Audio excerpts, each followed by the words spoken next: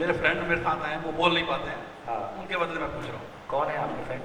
हैं नाम, वो नाम बताने से मना कर रहे हैं। मैं उनके बदले में पूछ रहा हूँ। उनका हाँ। कहना है, जैसे आपने छठवीं साथी के बारे में उन्होंने बोला, हाँ। तो छठवीं साथी का बच्चा स्कूल नहीं जाना चाहता है, हाँ। स्कूल जाना में उसको दुख लगता है, हाँ। उसके बाद भी हम जबरदस्ती भेजते हैं। हाँ। तो फिर यहाँ पर कैसे ये सुख दुख की परिभाषा को डिफाइन करेंगे? चलो, क्लास का मतलब दुखी ना होना भी है। दुखी, आज घर में झगड़ा नहीं हुआ, आज का दिन अच्छा निकल गया, तो अभी हमारे लिए दुख का ना होना भी सुख जैसा भासता है। तो ये समझ में आया। अब बच्चा स्कूल जाना नहीं चाहता, क्यों नहीं जाना चाहता? पढ़ना नहीं चाहता है। देखो, ये हमारे घरों की, मेरे को लगता है कि पति पत्नी के झगड़े में बड़ा कारण बच्चे की एजुकेशन होता है, अधिकांश घरों में। क्योंकि पत्नी को लगता है कि जब तक वो आईएएस नहीं बन जाए तब तक बाप उसको छोड़े मत, और बाप पहले से एजुकेशन से तंग आया रहता है। वो क्या लगता है, यार ट्यूशन पढ़ा दे, मेरी जान बन ले। तो पति पत्नियों में, अक्सर परिवारों में एजुकेशन, बच्चे की एजुकेशन एक बड़ा कारण होता है। तो अब यदि देखें तो बच्चा नहीं पढ़ता है। देखो, ये भी एक सोचने की बात है कि हमारे समाज में एक बच्चे को जब तक वो स्कूल कॉलेज में है, सबसे अधिक सम्मान का आधार क्या होता है? मार्क्स लेके आएगा। तो मार्क्स लाएगा तो सबसे अधिक सम्मान उसको मिलेगा। तो इसका मतलब है कि कौन बच्चा ऐसा नहीं होगा जो पढ़ना नहीं चाहेगा, क्योंकि सम्मान तो सभी चाहते हैं, और सम्मान मार्क्स के साथ जुड़ गया तो ऐसा होता ही नहीं। लेकिन फिर भी बच्चा पढ़ता नहीं। क्यों नहीं पढ़ता है? क्या निष्कर्ष आएगा? उसे मार्क्स की इंपॉर्टेंस नहीं है, ऐसा होगा क्या? ऐसा नहीं है। यदि मार्क्स सम्मान के साथ जुड़ गया तो सम्मान को इग्नोर नहीं कर सकता है वो, इसलिए मार्क्स को इग्नोर नहीं कर सकता है। लेकिन एक बच्चा पढ़ना नहीं चाहता है, पढ़ता नहीं है, क्यों नहीं पढ़ता है? क्योंकि उसकी खुशी और किसी चीज में ज्यादा है। क्योंकि सीधा मतलब ये समझ में आया कि अब उसके बारे में क्यों सोचें, अपने बारे में क्यों ना सोचें। मैं क्या करता हूँ? मैं भी वही करता हूँ जो मेरे लिए सुखदायी है। इसका मतलब है कि बच्चे के लिए पढ़ाई सुखदायी प्रोसेस नहीं है। यदि बच्चे के लिए पढ़ाई सुखदायी प्रोसेस नहीं है, ऐसा माँ बाप को स्वीकार होता है, ऐसा टीचर को स्वीकार होता है, तो वो कैसा व्यवहार करेगा? और यदि ये स्पष्टता उसमें नहीं है तो वो कैसा व्यवहार करेगा? तो देखो, हम कब इरिटेट होते हैं, कब हम परेशान होते हैं। मैं सामान्य एग्जांपल लेता हूँ कि मेरे को 1 लाख की ज़रूरत है और मैं आपसे मांगने आता हूँ। आपसे बात करके ये पता चलता है कि आपके देने का मन तो है, पर आपकी देने की स्थिति नहीं है। एक सिचुएशन। दूसरी सिचुएशन में मैं दूसरे से मांगने जाता हूँ तो पता चल, बात करके निष्कर्ष मेरे अंदर ऐसा आ जाता है कि है तो सही, पर आदमी का देने का मन नहीं। दोनों स्थितियों में रिजल्ट एक जैसा है, पैसा नहीं मिला। लेकिन मैं कहाँ दुखी होता हूँ, कहाँ दुखी नहीं होता हूँ, है ना? तो मैं वस्तु के मिलने से दुखी नहीं हुआ, लेकिन मैं भाव के ना मिलने से दुखी होता हूँ। ये बात पहुंची? मैं वस्तु के ना मिलने से दुखी नहीं हुआ, लेकिन भाव के ना मिलने से दुखी होता हूँ। भाव के ना मिलने का मतलब है कि जहाँ मेरी अपेक्षा है वो अपेक्षा टूटती है तो मैं दुखी होता हूँ। तो मेरे घर में एक मानसिक रूप से रिटार्डेड बच्चा है, मानसिक रूप से स्वस्थ बच्चा नहीं है, मतलब बच्चे का मानसिक स्थिति स्वस्थ नहीं। क्या मैं उससे ये उम्मीद करता हूँ कि क्लास में टॉप करेगा? क्या मैं उसके पीछे पढ़ता हूँ, उसको परेशान करता हूँ? नहीं करता। इसका मतलब है कि उससे मेरे को ये अपेक्षा ही नहीं है कि वो करेगा। लेकिन मेरे बच्चे से मेरा बच्चा स्वस्थ है तो मैं ये मान लेता हूँ कि ये कर सकता है और नहीं कर रहा है। इस मान्यता के साथ ही मैं दूसरे पे दबाव देता हूँ कि कर सकता है और नहीं कर रहा है, और मैं इसको पुश करूँ। यदि मेरी ये स्वीकृति है कि नहीं कर सकता है तो मैं पुश नहीं करूँगा। बिना ये समझे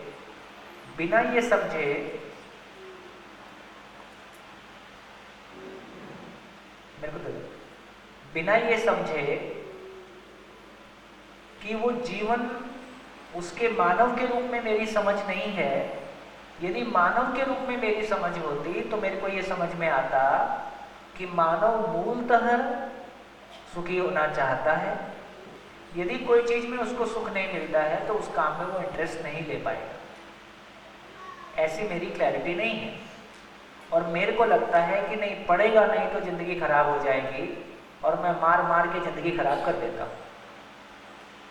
मैं ऐसे बच्चों से, आज वो बच्चे नहीं हैं, हमारे साथ हैं, मैं ऐसे लोगों से मिला हूँ जो 10th क्लास के बोर्ड के एग्ज़ाम को कट करके आया कि मैं पापा को फेल होके दिखाऊंगा, तुम कर लो कोशिश और मैं तुमको फेल होके दिखाऊंगा।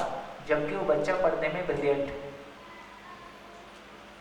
वो जब 11th क्लास में है तब वो 9th क्लास के बच्चों को कोचिंग देता है। तो जब वो 10th में आया तो पापा ने उसका खेलना कूदना बंद कर दिया, तुम बस अब बैठे रहो, 2 साल हिलना नहीं है। और उसके क्लास के खिड़की से बाहर उधर देखता था, किताब लेके बैठा रहता था और अपने पापा से नाराज होते रहता था। 2 साल यही प्रोसेस चला और कुछ मारपीट भी कभी कभी हो जाते थे, गाली गलौज भी कभी कभी हो जाते थे। तो इतनी प्रतिक्रिया में चला गया, लो तुम कुछ भी कर लो, मैं तुमको फेल होके दिखाऊंगा। और उसने 10th बोर्ड फेल होके दिखाया। मैं ऐसी लड़कियों से मिला जो योजनाबद्ध तरीके से अपने माँ बाप को दुखी करने की योजना बनाती थी और उसको एग्जीक्यूट करती थी कि तुम दुखी होगे तो तुमको पता चलेगा कि तुम मेरे को कैसे दुख देते हो। अब कौन सही है कोई गलत है इसकी चर्चा मत करो, लेकिन घटना ऐसे हो रही है। इसका मतलब ये हुआ कि अब यदि हमको ये क्लैरिटी बनती है कि हर बच्चा पढ़ना ही चाहता है क्योंकि मार्क्स सम्मान के साथ में जुड़ा है। यदि मेरा बच्चा नहीं पढ़ता है या कम पढ़ता है, इसका मतलब है उसके लिए पढ़ना इंटरेस्टिंग प्रोसेस नहीं है, प्रक्रिया नहीं है, तो मैं फिर क्या करूँगा? है ना? वो बच्ची मेरे को अभी ब्रेक के दौरान बोल रही थी, मैं ड्राइंग भी बनाती रहती हूँ, आपको सुनती भी रहती हूँ। हाँ, उसको लग रहा है ये कुछ इम्पोर्टेंट काम हो रहा है, तो मैं भी इसमें शामिल हूँ। ऐसा नहीं समझो कि मैं ड्राइंग बना रही हूँ। आदमी इतना अपना प्रेजेंस रजिस्टर करना चाहता है, इसका मतलब है कि कोई इतना बड़ा कारवां चल रहा है पढ़ाई का और मैं उसमें पीछे रह जाऊँ, ये किसी को स्वीकार नहीं है। इसके बावजूद भी वो रहता है, उसका दुख उसके मन में पहले से ही है। उसको और गाली देने की जरूरत नहीं है, उसको और डांटने की जरूरत नहीं है। उसके साथ बैठ के प्यार से बात करने की जरूरत है कि तुम्हारे मन की स्थिति कैसी है, तुमको कैसा लगता है, अब इसमें क्या सपोर्ट किया जाए। टीचर बदला जाए, स्कूल बदला जाए, हम मेहनत करें, कुछ और करें। और सारे आईएएस बनने के लिए नहीं बने हैं, और जो आईएएस बन गए उन्होंने भी कोई उद्धार कर दिया, ऐसा हुआ नहीं। तो हर बच्चे की अपनी एक प्रक्रिया है, उसकी प्रक्रिया को जितना पुश कर सकते हैं, जितना उसको सहयोग दे सकते हैं, उतना सहयोग दिया जाए। ऐसा वातावरण बना के रखेंगे तो पढ़ाई भी बचेगी, संबंध भी बचेगा। नहीं तो ना पढ़ाई बचेगी ना संबंध बचेगा। वो जमाना गया जब बच्चे मारपीट या गाली गलौज या उल्टे सीधे कमेंट स्वीकार कर लेते थे और नाराज नहीं होते थे और फिर भी कुछ पढ़ लेते थे। वो जमाना चला गया, अब नहीं चलेगा, अब बिल्कुल चेंज है। तो इसका मतलब ये है, इन तमाम प्रक्रियाओं को ध्यान से देखिए। इतनी छोटी सी बात है ना कि मानो उसको कुछ करता है, सुखी होने के लिए करता है। अब आप ध्यान दीजिए, अपने घर के सारे रिलेशंस में देखिए, अपने हस्बैंड वाइफ रिलेशंस में देखिए, थोड़ा ठीक से ध्यान दीजिएगा और जो मैं बोल रहा हूँ उसको ठीक से सुनिए।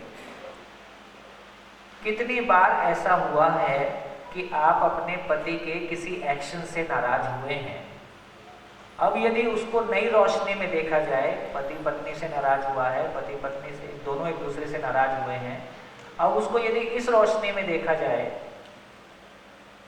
कि वो अपने सुखी होने के लिए कुछ कर रहा है, वो मेरे को दुख देने के लिए ऐसा नहीं कर रहा है, क्या लगता है?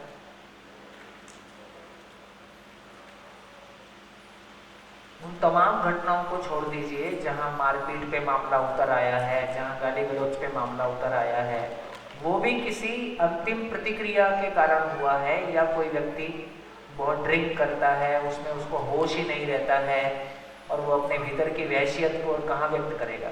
पति पत्नी का एक रिश्ता ऐसा भी है जहाँ हम जमाने की सारी कुंठा को एक दूसरे पे व्यक्त करते हैं। मेरे भीतर कोई घुटन है, कोई भड़ास है, कंपनी में कुछ गड़बड़ हो गया, किसी ने कुछ बुरा भला कह दिया, मैं किसी दूसरे को बोलूँगा तो नाराज ही हो जाएगा ना, तो दोबारा जिंदगी में बात ही नहीं करेगा। तो पति पत्नी एक जगह ऐसी होती है जहाँ पे मेरे को पता है कि कुछ भी कहने से रिश्ता तो बना रहेगा, तो एक दूसरे के लिए वो सस्पेंशन भी है कि एक दूसरे की भड़ास निकल गई, कहीं की भड़ास भी आपके ऊपर निकल जाएगी। एक दूसरे की वो भी स्थिति है, कहा किसी दूसरे ने था लेकिन वो पत्नी को बोल के पत्नी शांत हो गई, पति ने पत्नी को बोल दिया, वो भी थोड़ा सा रिलीज हो गया। तो मेरे को लगता है कि पति पत्नी की वो भी जगह है। खैर, तो मैं ये कह रहा था कि कितनी बार ऐसा होता है, यदि इस रोशनी में पति पत्नी के सारी एक्टिविटीज़ को ध्यान दिया जाएगा, और कितनी बार ये निष्कर्ष आता है कि सामने वाला जो कुछ भी कर रहा था वो देर से आया, उसने कुछ और कुछ किया, वो खाने के समय बिना बताए किसी दोस्त को ले आया, उसने और कुछ किया, उसने जो कुछ भी किया वो अपने सुखी होने के अर्थ में किया, मुझको दुखी करने के लिए नहीं किया, लेकिन मेरी कंडीशनिंग के कारण मैं उसमें दुखी हुआ। जैसे दूसरा एग्जांपल देता हूँ, आपकी मान्यता है कि बच्चे को सुबह जल्दी उठ के अपना बिस्तर तय करना चाहिए, और आपका बच्चा देर से उठता है और कमरा अस्त व्यस्त छोड़ के निकल जाता है। और अक्सर परिवारों में इन बातों पे थोड़े हीटेड आर्ग्यूमेंट होते हैं, बहस हो सकती है। अब बताइए कि बच्चे का देर से सोना, देर से उठना, क्या वो ऐसे प्लानिंग करके सोता है कि आज देर से उठूंगा और मम्मी दुखी होएगी और मजा आएगा? ऐसा करता है? या मैं देर से उठूंगा, पापा दुखी होंगे और मजा आएगा? ऐसा नहीं करता। उसको अपनी किसी हैबिट के कारण, या समाज में जैसा भी चलन आ गया है, या देर तक पढ़ना है, या देर तक कुछ और वीडियो देखना है, जो भी करना है, वो देर से सोता है तो देर से ही उठेगा। तो उसके अपने सुखी होने के क्रम में जो भी उसकी मानसिकता है उसमें वो देर से उठता है, और कपड़े घड़ी करना, रूम व्यवस्थित करना उसके सुखी होने के डिज़ाइन में नहीं आता है। तो वो छोड़ देता है और छोड़ के निकल देता है, गीला तौलिया कहीं रख देता है ना। तो इतने में हमारा मामला आर पार हो जाता है ना, कि तुमने गीला तौलिया रख दिया, तुमने अपनी चड्डी नहीं सुखाई, तुमने बिस्तर की तय नहीं बनाई, तुम देर से उठते हो। और वो देर से उठता है। अब जवान बच्चा है, बोलेंगे तो डांट देगा, गुस्सा हो जाएगा, तो कभी हम किचन में बर्तन गिरा देते हैं, कभी हम गेट खटका के आ जाते हैं, है ना, कभी उसके कमरे में जाके ऊंचे ऊंचे बात करने लगते हैं ताकि उसका ध्यान चला जाए।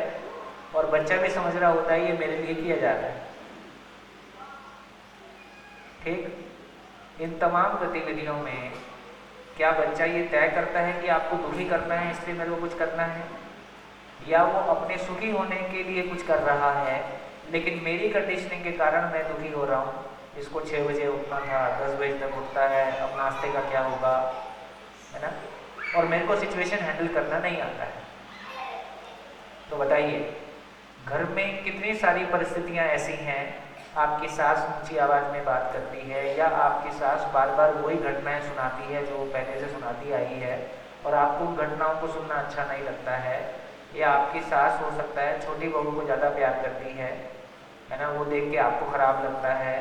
तो ऐसी तमाम घटनाएं हो सकती हैं। इन सारी घटनाओं को इस आईने से यदि देखा जाएगा कि सामने वाला जो कुछ कर रहा है उसकी अपनी कंडीशनिंग से अपने सुखी होने के लिए कुछ कर रहा है, मेरे को दुखी करने के लिए नहीं कर रहा है, यदि ऐसा आपका ध्यान चला जाएगा तो आपके परिवार में घटने वाली कितनी घटनाएं हैं जिसमें अभी आप रोज़मर्रा की ज़िंदगी में रोज़ 50 बार दुखी होते हो, आपको दुखी होने की आवश्यकता नहीं पड़ेगी। कितने लोग हाथ उठा सकते हैं?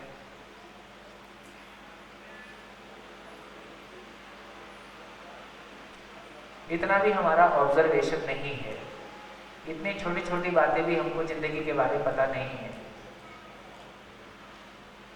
तो मेरे को बड़ा कारण ये लगता है कि अभी हमारी जिंदगी का सुख अपने आप में है ही नहीं। मेरा सुख मेरे पति में बसता है, मेरा सुख मेरे बच्चे में बसता है, मेरा सुख मेरी सास में है, ससुर में है, किचन में है, घर में है, पर्दे में है, ड्राइंग रूम में है, टीवी में है। मेरा सुख तमाम चीज़ों में है। मेरे पास मेरे सुख का नियंत्रण नहीं है। इनमें से कोई भी हिलता है तो मेरा सुख हिलता है। भैया जी, मैंने हमारी एक आंटी थी, उसने पोछा लगाया और उसमें आपने पैर रख दिया, तो भाई साहब पोछे में पैर नहीं रखा है, आपने अपनी कब्र में पैर रख दिया।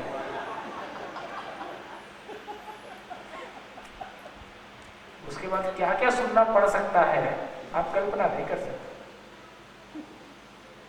बच्चे ने क्या हो रहा है, कोई दूसरा माइक ऑन है क्या? बच्चे ने ग्लास तोड़ा, आपने उसका कान तोड़ दिया। किसने नुकसान ज्यादा बड़ा किया? उसने भौतिक वस्तु तोड़ी, आपने संबंध तोड़ा।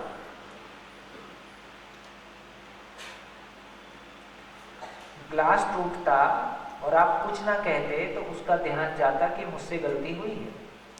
आपने उसका कान तोड़ दिया, ग्लास तो बीच में कहीं गायब हो गया, वो कह रहा है इतना ही संबंध था क्या? तो उसका ध्यान अपनी गलती से शिफ्ट होके आपकी गलती पे आ गया।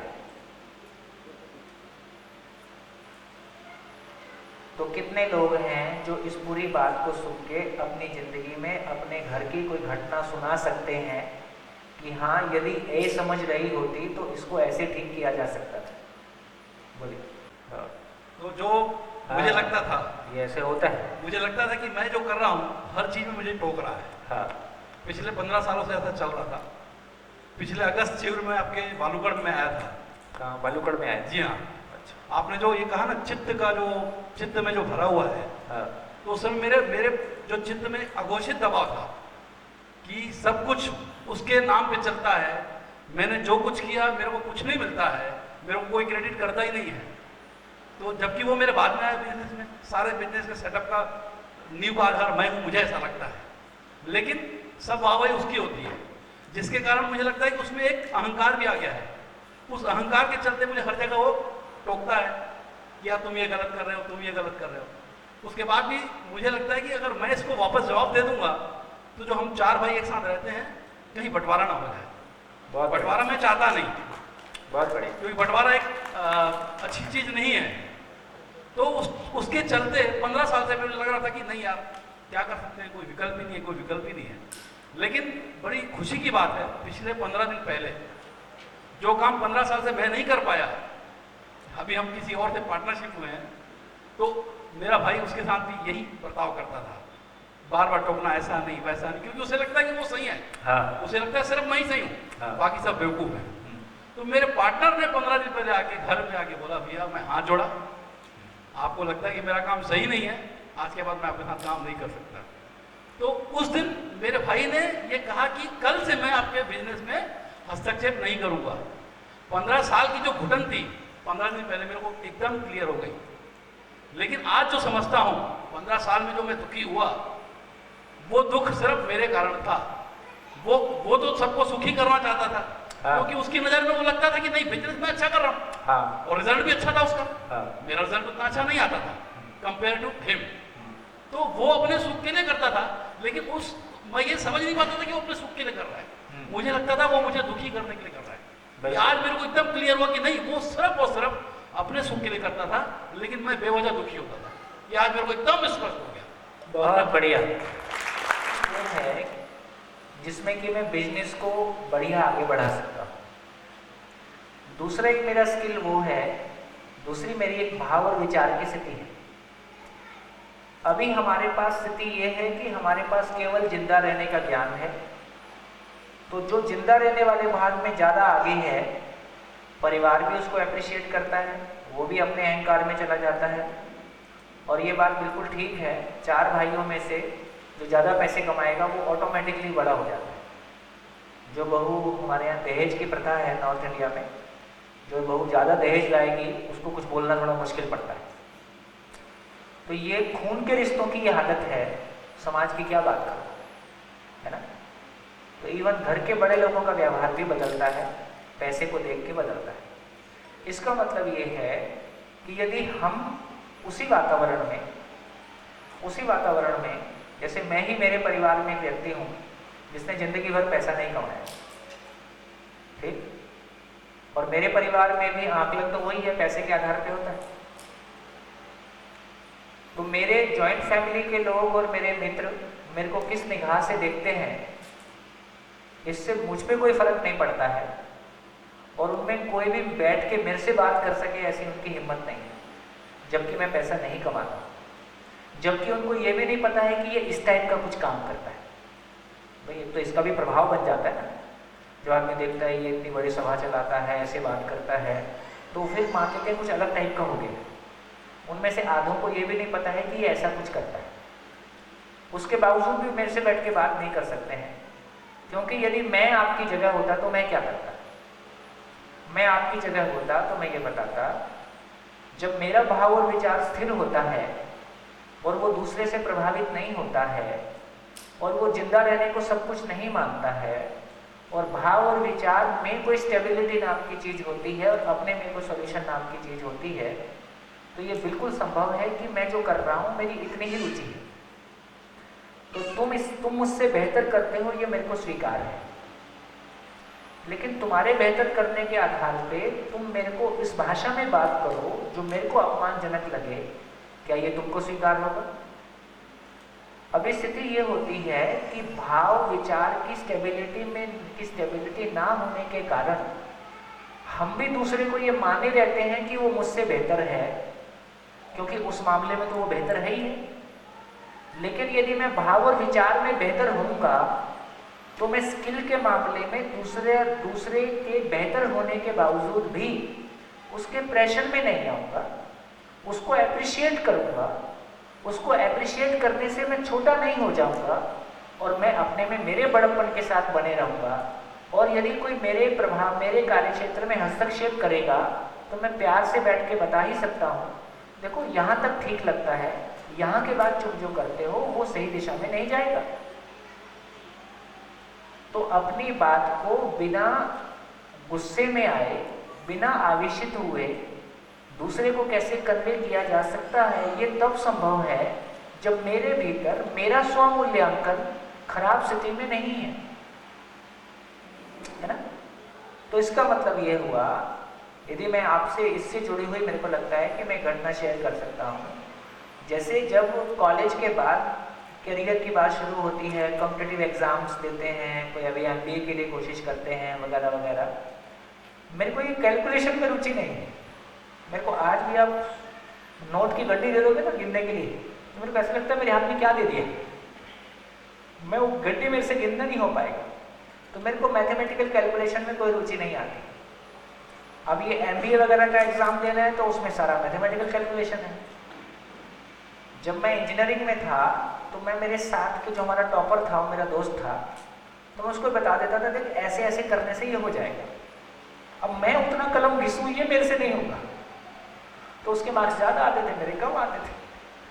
अब प्रैक्टिस में तो कोई चीज़ है ना, एग्जाम में तो आपको 3 घंटे में उतने क्वेश्चन सॉल्व करने हैं, आपको पता है कि ये हो जाएगा पर करना तो है ना। तो मैं ये बता सकता हूँ कि ऐसे हो जाएगा पर मैं करूँगा नहीं। तो मेरे उतनी देर में 4 क्वेश्चन होंगे, उसके देर में 6 क्वेश्चन होंगे, ऐसे चलता था। तो मैं ये कोई पॉइंट पे मैं ये मानने लगा कि मेरी ये एबिलिटी बहुत कम है और इस मामले में मैं कमज़ोर आदमी हूँ। धीरे से फिर जिंदगी बदली और इस दिशा में आ गया। तो आज मैं सोचता हूँ कि जिस एरिया में आदमी का इंटरेस्ट नहीं है उस एरिया में वो ध्यान नहीं देता है। तो मेरा मैथमेटिकल कैलकुलेशन में इंटरेस्ट नहीं है तो मैं उधर ध्यान नहीं देता हूँ। ऐसा नहीं है कि मेरी योग्यता में कमी है, मैं ध्यान दूंगा तो कर दूंगा, लेकिन मेरा मन नहीं करता है, मन नहीं करता है तो मैं ध्यान देता हूँ। जैसे मेरे को पास्ट की घटनाएं कुछ भी याद नहीं रहती। आप मेरे को पूछोगे पिछले महीने में कहाँ था, अब मेरे को बहुत दिमाग लगाना पड़ता है कि कहाँ था, पीछे का बिल्कुल वाइप आउट हो जाता है। तो इसका मतलब है कि यदि मेरा ध्यान नहीं है, जो हो गया आगे बढ़ो। तो इसका मतलब है कि हर व्यक्ति का एक माइंडसेट है। अब एजुकेशन में जैसे आप ही जब शिविर करते हो, आप में से बहुत सारे लोगों को सुनने से समझने का काम में रुचि होती है। कई लोगों को लिखने बिना उनको समझने का काम नहीं होता है। तो ये अपना अपना डिजाइन है, कुछ लोग लिख के समझेंगे, कुछ लोग सुन के समझेंगे। अब इसमें दोनों ही गलत नहीं है। कुछ लोगों को रटने की बिल्कुल आदत नहीं है, खासकर अभी के बच्चों में ये ट्रेंड दिखाई देता है और कहते हैं ये रटने का काम मुझे, लिखने का रटने का ये क्यों करवा रहे हो, बार बार वही वही बात क्यों लिखवाते हो। छोटा बच्चा बोलता है ना, बिल्कुल क्लास 2 का बच्चा बोलता है लिख तो दिया एक बार और कितनी बार मेरी टीचर बोलती है 4 बार लिख के लाओ। 4 बार क्यों लिखना है, मैंने लिख दिया ना एक बार। तो इसका क्या मतलब है? इसका मतलब है कि जिस क्रिया में, जिस एक्टिविटी में आदमी जो उसके लिए सुखदायी नहीं है, उसका मन उसमें नहीं जाता है, उसमें वो परफॉर्म नहीं करेगा। तो मेरे को बिजनेस में डालोगे तो मैं परफॉर्म नहीं करूंगा, क्योंकि मेरा मन उस काम में नहीं है। मेरे को इस काम में डालोगे तो मैं परफॉर्म करूंगा। तो इसका मतलब ये समझना होगा कि हर बच्चे का इंटरेस्ट, एरिया ऑफ इंटरेस्ट, पढ़ाई सबके लिए समान रूप से इंटरेस्टिंग नहीं हो सकती है। तो ये पहचानने के बाद कि बच्चे का इंटरेस्ट किधर हो सकता है, तो हो सकता है कि हम अनावश्यक गलतियां नहीं करेंगे। नहीं तो सूत्र है, हर मानव गलती करने का अधिकार लेकर पैदा होता है। हर मानव गलती करने का अधिकार लेकर पैदा होता है, सही करने का अवसर और साधन लेकर पैदा होता है। जब तक मेरी समझ नहीं है, जिसको मैं ठीक मानता हूँ, पढ़ाई करने से ही जीवन सफल होगा, इस चक्कर में मैंने अपने घर का माहौल सत्यानाश कर दिया। जबकि वो कम पढ़ता तो भी कुछ ठीक कर ही लेता। और ऐसा जरूरी नहीं है जो बच्चे पढ़ाई में बहुत अच्छे हैं वो जिंदगी में बहुत अच्छा परफॉर्म करते हैं, ऐसा बिल्कुल नहीं है। ऐसे बच्चे मिलेंगे आपको, बिल्कुल कॉमनली ऐसे ज़्यादा मिलेंगे जो पढ़ाई में उतने अच्छे नहीं थे, वो ज़िंदगी में अच्छा परफॉर्म कर रहे हैं, फिर चाहे बिजनेस में परफॉर्म करेंगे, कहीं और परफॉर्म करेंगे। तो मेरा ऐसा मानना है, मेरा ऐसा कहना है कि इतनी सी बात क्या कि मानव जो कुछ भी करता है सुख की तलाश में करता है। सामने वाला व्यक्ति मेरी सास है कि मेरा पति है कि मेरा पिता है, वो जो कुछ भी करता है अपनी आदतों के चलते, अपने सुखी होने के क्रम में उसने कोई डिज़ाइन बना रखा है। वो मेरे को दुखी करने के लिए ऐसा नहीं करता है। जैसे ये निष्कर्ष आता है कि वो मेरे को दुखी करने के लिए नहीं करता है, तुरंत मैं आराम में आ जाता हूँ। मैं ज़्यादा परेशान कब होता हूँ? जब मेरे को लगता है कि मेरी ज़िंदगी में हस्तक्षेप कर रहा है, तो मेरा अस्तित्व है कि नहीं है। जब मेरा अस्तित्व खतरे में आता है तब मैं बिलबिला उठता हूँ, तब मैं रिएक्ट करता हूँ पूरी तरह से। तो यदि मेरे को ये लगता है, मैं ये देख पाता हूँ कि अपनी आदत की वजह से ऐसा करता है, और यदि मेरे भाव और विचार की स्थिति ठीक है तो उसको पॉजिटिवली हैंडल किया जा सकता है, बैठ के बात की जा सकती है। अभी जब अपने कॉन्फिडेंस में कमी होती है तो हमको बैठ के बात करना नहीं आता है, हमको बात करने से भी डर लगता है कहीं स्थिति और खराब मत हो जाए, तो हम बात नहीं करते। बात करना कब आता है? जब हमारा भाव और विचार का स्थिति मजबूत होता है। जब स्वयं में विश्वास की कमी रहती है, हमको बात करने का कॉन्फिडेंस नहीं आता है, फिर हम या तो हम रिएक्ट करते हैं या हम पीते रहते हैं। जी, बोलते हैं लेकिन वो अपनी ही मस्ती में नहीं करते हैं। सो बच्चों को डिसिप्लिन नहीं करना चाहिए, या अगर वो नहीं करते हैं तो उसको किस तरह से? तो बता रहा हूँ कि चप्पल लाइन में लगाने से विचार लाइन में लगेंगे कि विचार लाइन में लगाने से चप्पल लाइन में लगेगी? विचार लाइन में। और जब तक विचार लाइन में नहीं लगे तब तक क्या करेंगे? विचार में लाइन में लगाने का प्रयास करेंगे। चप्पल लगाने से कुछ नहीं होगा, प्रतिक्रिया आएगी। मेरे घर में मेरा बच्चा अभी तक तय नहीं बनाया चादर की उठ के, अब उसकी शादी हो गई, अब पत्नी बनाती है, मैं खुश होकर बनाता हूँ। मेरा बच्चा यार उसकी तय भी नहीं बनाऊंगा तो क्या मतलब है? काय का बच्चा फिर? मेरा बच्चा है, मैं अपने बच्चे को प्यार करता हूँ, उसकी तय चादर की तय बनाता हूँ, मेरे को बड़ा प्यार आता है उस पर। धीरे धीरे हमारा प्यार का सरोवर सूख गया है। हाँ, और जब शादी के पहले प्यार रहता है तो क्या क्या करते हो? बिना बोले लगता है कुछ कहा क्या, कुछ कर दूं उसके लिए। अब वो चादर की तैयारी बनाता है, उस पर नाराज होते हैं। वो कब सीखेगा? जब आप सिखा पाओगे। आप सिखा नहीं पा रहे हो। सिखाना ऐसे है कि उसके भाव और विचार कैसे ठीक होंगे। उसको समझ में आ जाए कि मेरे सुखी होने के लिए मेरा रूम व्यवस्थित रहना मेरी जरूरत है, उस दिन वो कर लेगा। जब तक नहीं करे तब तक इंतजार रहो और अपनी असफलता को स्वीकार करो। हम नहीं सिखा पा रहे, और आप भी ऐसा बहुत कुछ करती होगी जो ठीक नहीं करती हो, आपको कौन सिखाए? तो बच्चों को भी लगता है कोई हो तो इनको भी डटवाऊं, इनको डांटने वाला कोई नहीं है, हमको डांटते रहते हैं। हाँ उधर बाजू में बैठिए, उधर दर्द उभर आया। हाँ, हम माँ बाप अपने चलाते हैं, अपने टाइम से उठेंगे, अपने टाइम से सोएंगे, अपने मन का टीवी सीरियल देखेंगे, अपने मन का जो अच्छा लगेगा वो करेंगे, और बच्चा हमारे अनुसार चलेगा। मैं मेरे अनुसार चलूंगा और पति मेरे अनुसार चलेगा। पति भी यही सोच रहा है मैं मेरे अनुसार चलूंगा, पत्नी और बच्चे मेरे अनुसार चलें। जब तुम अपने अनुसार चलो यार, वो भी अपने अनुसार चलेगा, स्वीकार करो।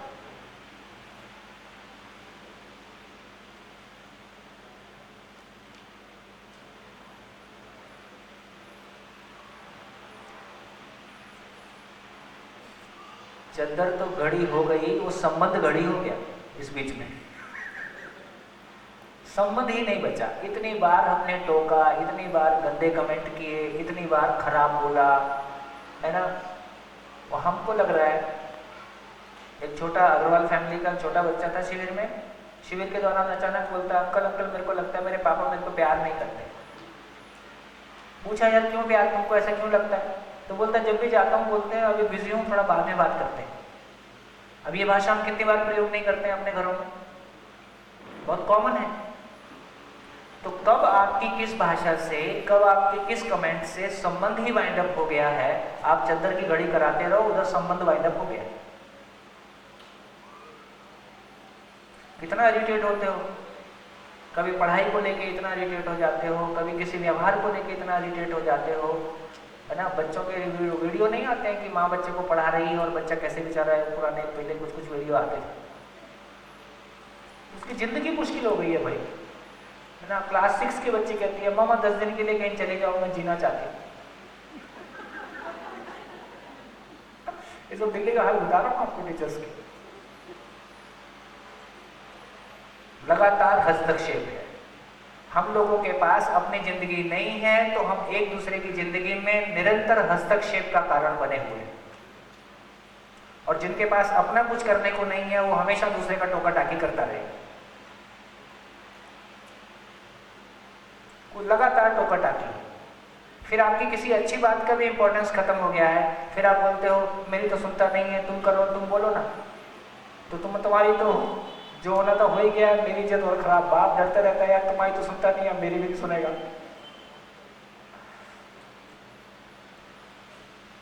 वही चीज जैसे बिजनेस में भी होता है। जैसे बताया कि भाई 2 भाई है, एक जना कुछ और संभाल रहा है, एक जना मार्केटिंग संभाल रहा है, एक जना प्रोडक्शन संभाल रहा है, पर उसको प्रोडक्शन पसंद नहीं है, पर प्रोडक्शन भी जानना उसके लिए, बिजनेस के लिए ओनर को जानना सब चीज़ ज़रूरी होता है। इंटरेस्ट नहीं है तो भी जानना ज़रूरी होता है। ठीक है, उतना जान लेगा, बाकी एक आदमी अपॉइंट करो और मिलजुल के कुछ और बेहतर काम करो। क्या है यार, किसी की जान थोड़ी ले लो। नहीं पसंद है तो उसकी जगह स्टाफ रखो बढ़िया क्वालिफाइड, वो काम करेगा, बाकी देखेंगे। बाकी वो ऊपर रहेगा, सुपरवाइज करेगी। जिंदगी की क्लैरिटी नहीं है तो हम कुछ भी कहीं भी फिट करते रहते हैं। पहले जिंदगी समझ में आएगी तो जिंदगी की रोशनी में फिर बाकी चीजें फिट होना शुरू होंगी, तो हो सकता है वो ठीक जगह में आके पड़े। हो सकता है मेरी कोई बात अभी आपको सहमत ना होती हो, ऐसा हो सकता है, क्योंकि अभी थोड़ी बात अपनी कम हुई है। धीरे धीरे इसको देखें।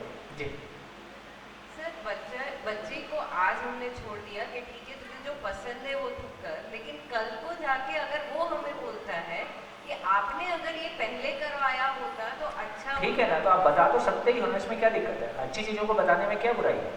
भाई सुबह उठ के अपना कमरा साफ रखो। देखो अभी घर में बैठ के आपको बच्चों से चर्चा करना आता नहीं है। हमको या तो काम बताना आता है या खाना खा ले आता है। उठ जा, खाना खा ले, सो जा, ट्यूशन चला जा, होमवर्क कर ले, ऐसे कुछ कुछ सेंटेंस हमारे पास है। कब बैठ के आपस में परिवार में मिल के बैठ के चर्चा किया, तुम्हारे मन में क्या चल रहा है, तुम क्या सोच रहे हो, है ना, तुमको क्या चीज़ अच्छी लगती है, क्या इंपॉर्टेंट लगता है, क्या चीज़ में मन नहीं लगता है, मेरे को ऐसे लगता है। ये लगता है में कहाँ चर्चा हो रही है? हमको लगता है तो टाइम वेस्ट करना है, काम करो, बैठ के बात क्यों कर रहे हो?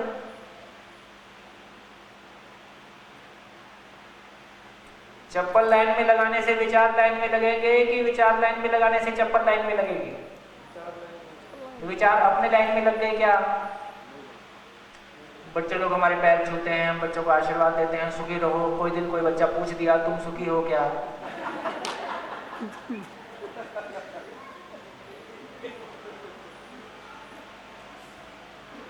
क्या जवाब देंगे? बच्चे ज्यादा लड़ते हैं कि बड़े ज्यादा लड़ते हैं? बड़े चुगली चुगली खेलते हैं कि बच्चे खेलते हैं? कौन किसको उपदेश दे रहा है?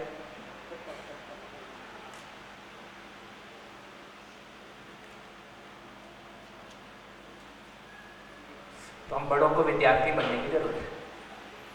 हम बड़े शरीर से बड़े हुए हैं, मानसिकता से बड़े होना विशेष है।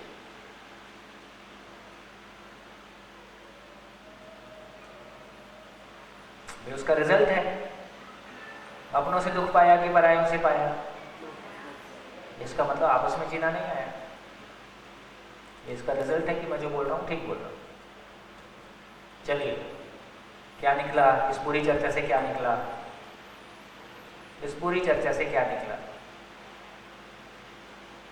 मैंने दूसरा इंपॉर्टेंट पॉइंट आपको ध्यान में दिलाया था। मेरा बेटा देर से उठता है तो मैं उसके देर से उठने के कारण दुखी हूं या मेरी कंडीशनिंग के कारण दुखी हूं? ठीक है, मेरा पति देर से घर में आता है या उसकी कोई और आदत है या पत्नी की कोई आदत है, तो इसका मतलब हमको ये स्वीकारना होगा कि हर कोई मशीन नहीं है, हर कोई मेरे अनुसार चलने के लिए नहीं बना है ना। उसकी अपनी एक जिंदगी है, उसकी अपनी मान्यताएं हैं, उसकी कुछ अपनी चॉइस है, उसका कोई अपना स्टाइल है और वो ऐसा चलेगा।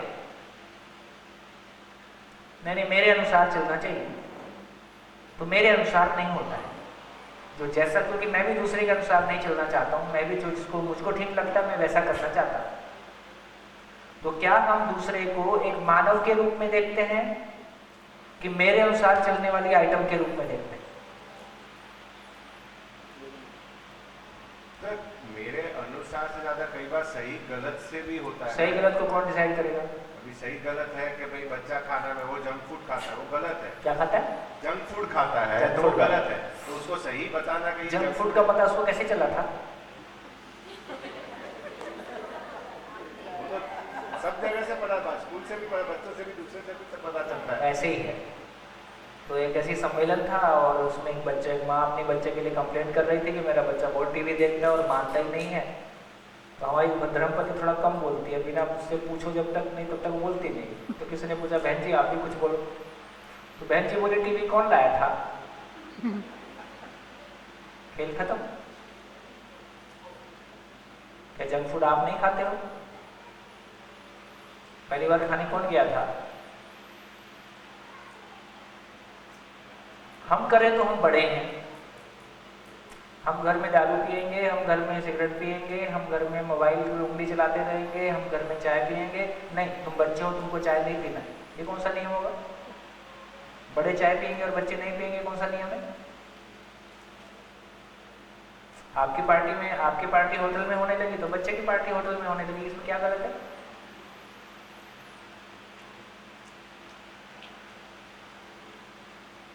हम एक छोटा स्कूल चलाते हैं, तो एक बार उसकी पेरेंट्स मीटिंग थी। तो यहाँ पति पत्नी लोग बैठे हैं तो अच्छा रहेगा सुनना, या भाभी पति पत्नी है। तो पेरेंट्स अपने बच्चों के लिए बड़ा सेंसिटिव रहते हैं जब केजी वेजी में एडमिशन कराने आते हैं। तो ये हुआ कि हम अपने बच्चों को थोड़ी, हम लोग भी थोड़ी वैल्यूज़ की बात कर देते हैं तो और ज़्यादा अपेक्षा बढ़ जाती है। तो हमारे बच्चे कैसे होने चाहिए, तो लोगों ने कहना शुरू कर दिया। बहुत ज़्यादा बोलने लगे तो मैंने बोर्ड पे लिख दिया। तो एक बोर्ड भर दिया कि हमारे बच्चे कैसे हों कैसे ना हों। जब उस बोर्ड को पढ़ के देखा गया तो पता चला कि जितने महापुरुष धरती में हुए हैं उनमें भी इतने गुण नहीं थे जितने बोर्ड पे लिखवा दिए थे।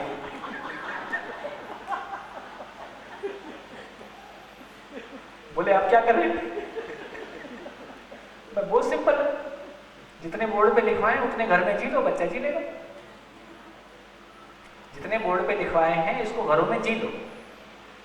आप जी लोगे, आपको देख के बच्चा भी जी लेगा और हम भी कोशिश करेंगे।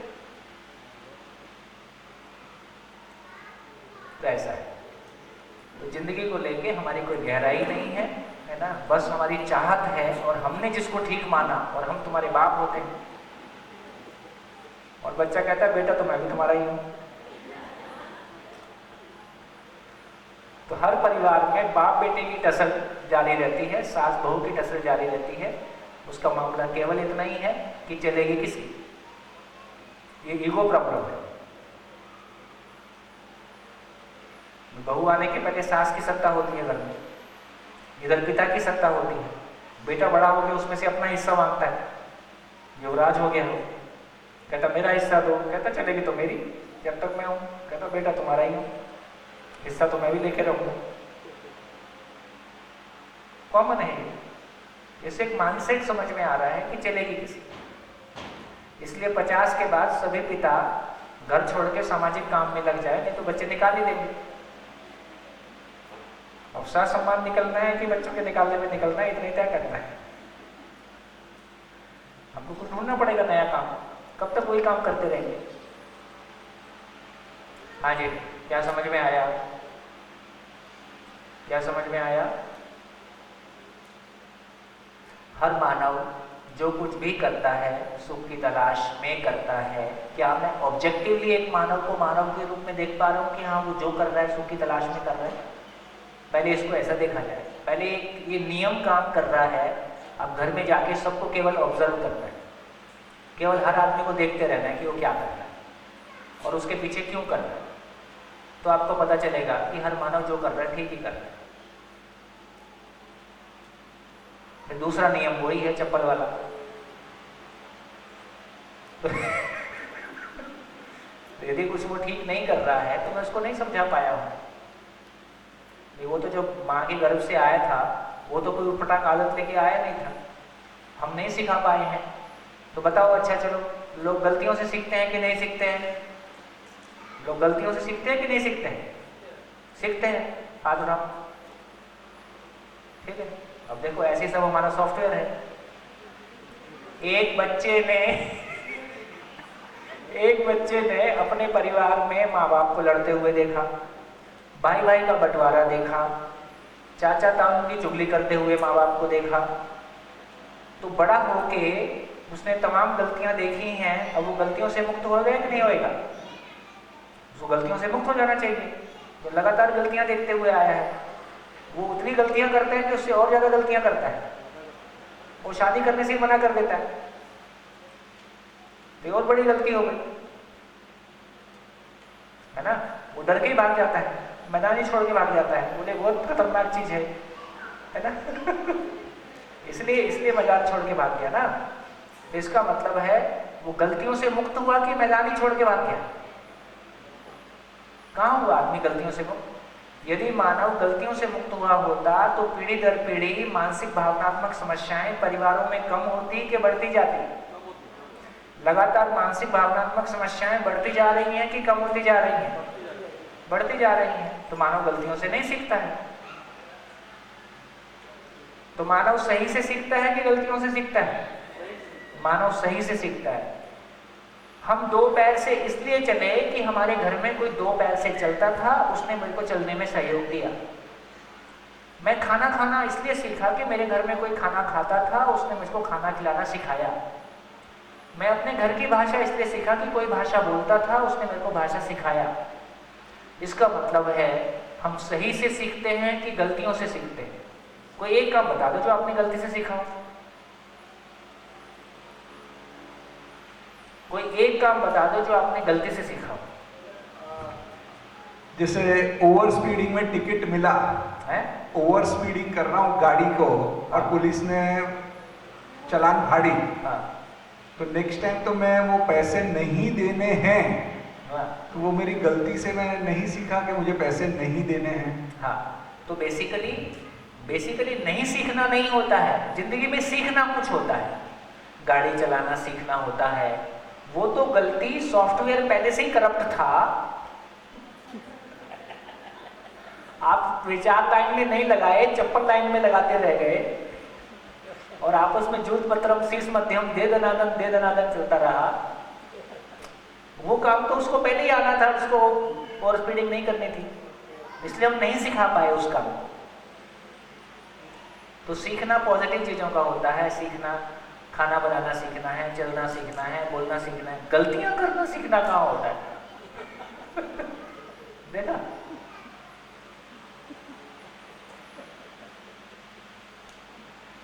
तो क्या समझ में आया? गलतियों से सीखते हैं कि सही से सीखते हैं? सही से सीखते हैं, और सही हमारे पास है नहीं। मोबाइल पहले से बेहतर हुआ कि खराब हुआ?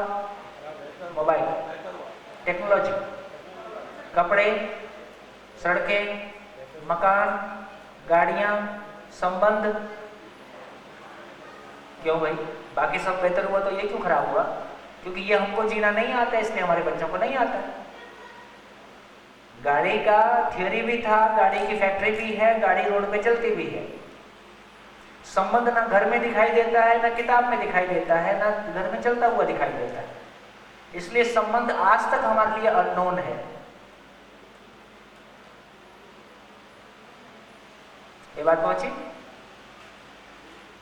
संबंध को जीते हुए बच्चा अपने परिवार के लोगों को नहीं देख पाता है, वो संबंध में टूटते हुए ही देख पाता है, और धीरे धीरे शादी छोड़ के भाग गया है कि ये अपने बस का काम नहीं है, डर के मैदान छोड़ के भाग गया। तो अभी की युवा पीढ़ी में अधिकांश लोग डरपोक हैं, कुछ डरपोक लोग यहां भी आए हैं।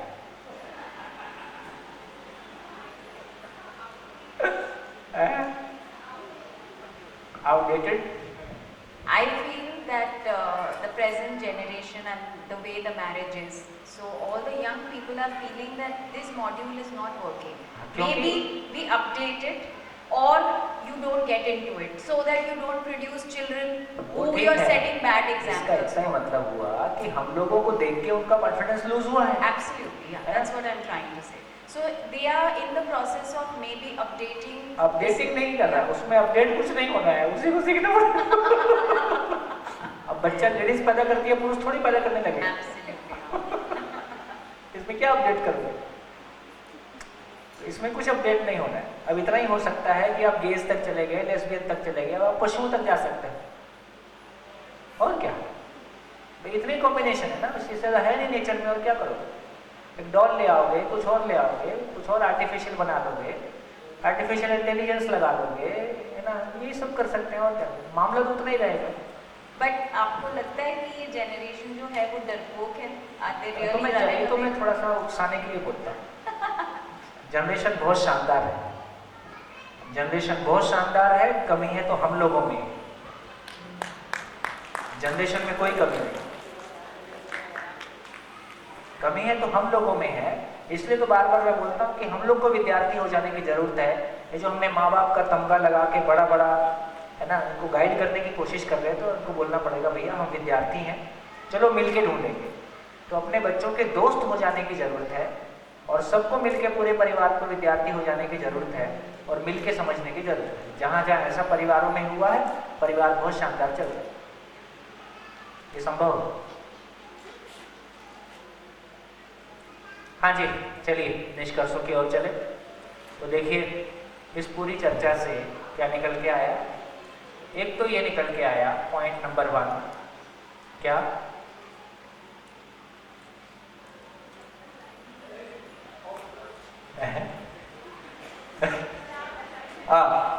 चप्पल, ये तो याद रहेगा, चप्पल।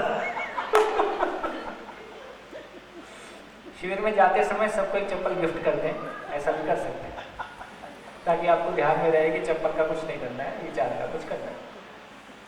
एक तो ये बहुत क्लैरिटी में आ गया। क्या सबसे पहला पॉइंट क्या था? कि मैंने जो कुछ भी किया है मेरे सुखी होने के लिए किया है, किसी पे एहसान नहीं किया है, किसी के लिए नहीं किया है, इसलिए अति अपेक्षा नहीं, इसलिए अनावश्यक किसी पे दबाव नहीं, इसलिए मैं भी आराम में आ जाऊं, मैं भी सरल हो जाऊं, तो मैं हल्का होता हूं जैसे ही मैं ये स्वीकारता हूं कि मैंने जो कुछ किया है मेरी खुशी के लिए किया। कितने लोग सहमत हैं इस बात से? किसी की जिंदगी में सुन के अपनी जिंदगी में कोई हल्कापन आया हो तो बोलो। ये सुनने से हमारी जिंदगी में कोई हल्कापन आया हो और हमको कुछ फील हुआ हो कि हाँ ये एक अच्छा रास्ता है, इससे हमारे अहंकार का भी शमन होता है। ये जो अपने अहंकार को हैंडल करना है ना, अब हमें इतना सारा काम करते हैं देश भर में, तमाम बड़े बड़े लोगों को पढ़ाते हैं, है ना, तो इसका मतलब है धीरे समझ में आता है कि भैया जो कर रहा हूँ मेरे सुखी होने के लिए कर रहा हूँ और ज़्यादा सुखी हो सकूँ इसके लिए कर रहा हूँ। तो किसी पे एहसान नहीं है और कोई झंझट, कोई महानता की बात नहीं। ठीक, तो इससे अपने अहंकार को हैंडल कर सकते हो। अनावश्यक दूसरों पे जो भार लादा हुआ था मैंने तुम्हारे लिए इतना किया, उससे जो अति अपेक्षा पाला हुआ था मैंने इतना किया और तुम भी ऐसा करो, तो ये जो परस्परता में जो बोझा इकट्ठा किया था, तो मैं रिलैक्स होता हूँ। क्या लिखूँ इसको, भाषा क्या लिखूँ, क्या भाषा दूँ इसको?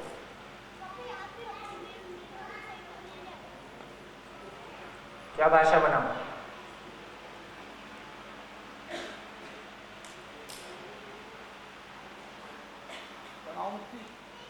तनाव मुक्ति, तनाव मुक्ति कहें, अति अपेक्षा कहें, अति अपेक्षा से मुक्ति, अति अपेक्षा से मुक्ति, अपने अहंकार से मुक्ति और अपने में सरल हो जाना, आराम में आ जाना, इस बात की जरूरत है। अनावश्यक हमने बहुत सारे पेज फंसा रखे। दूसरा,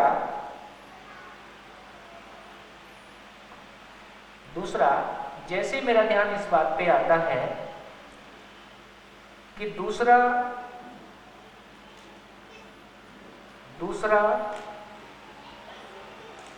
स्वयं के सुखी होने के लिए कुछ करता है, मुझको दुख देने के लिए नहीं करता है, ये अपने आप में बहुत पावरफुल है। यदि भाई कह रहा है कि ये ठीक नहीं है वो ठीक नहीं है, तो मेरे को दुख देना नहीं चाहता है, उसको लगता है कि मेरे ऐसे बताने से बिजनेस और अच्छा हो जाएगा और प्रॉफिट बढ़ जाएगा, हो सकता है ऐसी उसकी कामना हो। हाँ जी, इस बात पे ध्यान चला जाए कि बच्चा यदि बिस्तर की तह नहीं बनाता है, देर से उठता है, तो ऐसा करने से उसका सुख जुड़ा हुआ नहीं है, इसलिए वो नहीं कर पा रहा है। जब तक नहीं करता है तब तक मैं कर देता हूँ, है ना, और कब समझा पाएंगे देखते हैं। और क्या, और आपके ऊपर बकरी पड़ रहा है, भाई रख लो, वो कर देगी। घर का माहौल खराब मत करो ना। माइक दो। और मुझे उसमें सुख मिलता है तो मैं ही कर लूँ, क्योंकि मुझे चाहिए ना, बस। हाँ, तो मैं ही करूँ, जब उसको अक्ल आएगी तब आएगी बस। और अकल में नहीं दे पाई ऐसा रखा जाए ना, उस पर क्यों दोष रखा जाए? हाँ, नहीं, सही अकल बात देने है। वाले तो हम थे, Yes, संसार yes. में तो हम लेके आए थे, Yes. अकल देना हमारी जिम्मेदारी थी। Yes, I was not competent enough to बस। teach him. ऐसा स्वीकार किया जाए तो कितने आराम में रहेंगे। सही है, एकदम। आज माइक पीछे, एक माइक पीछे।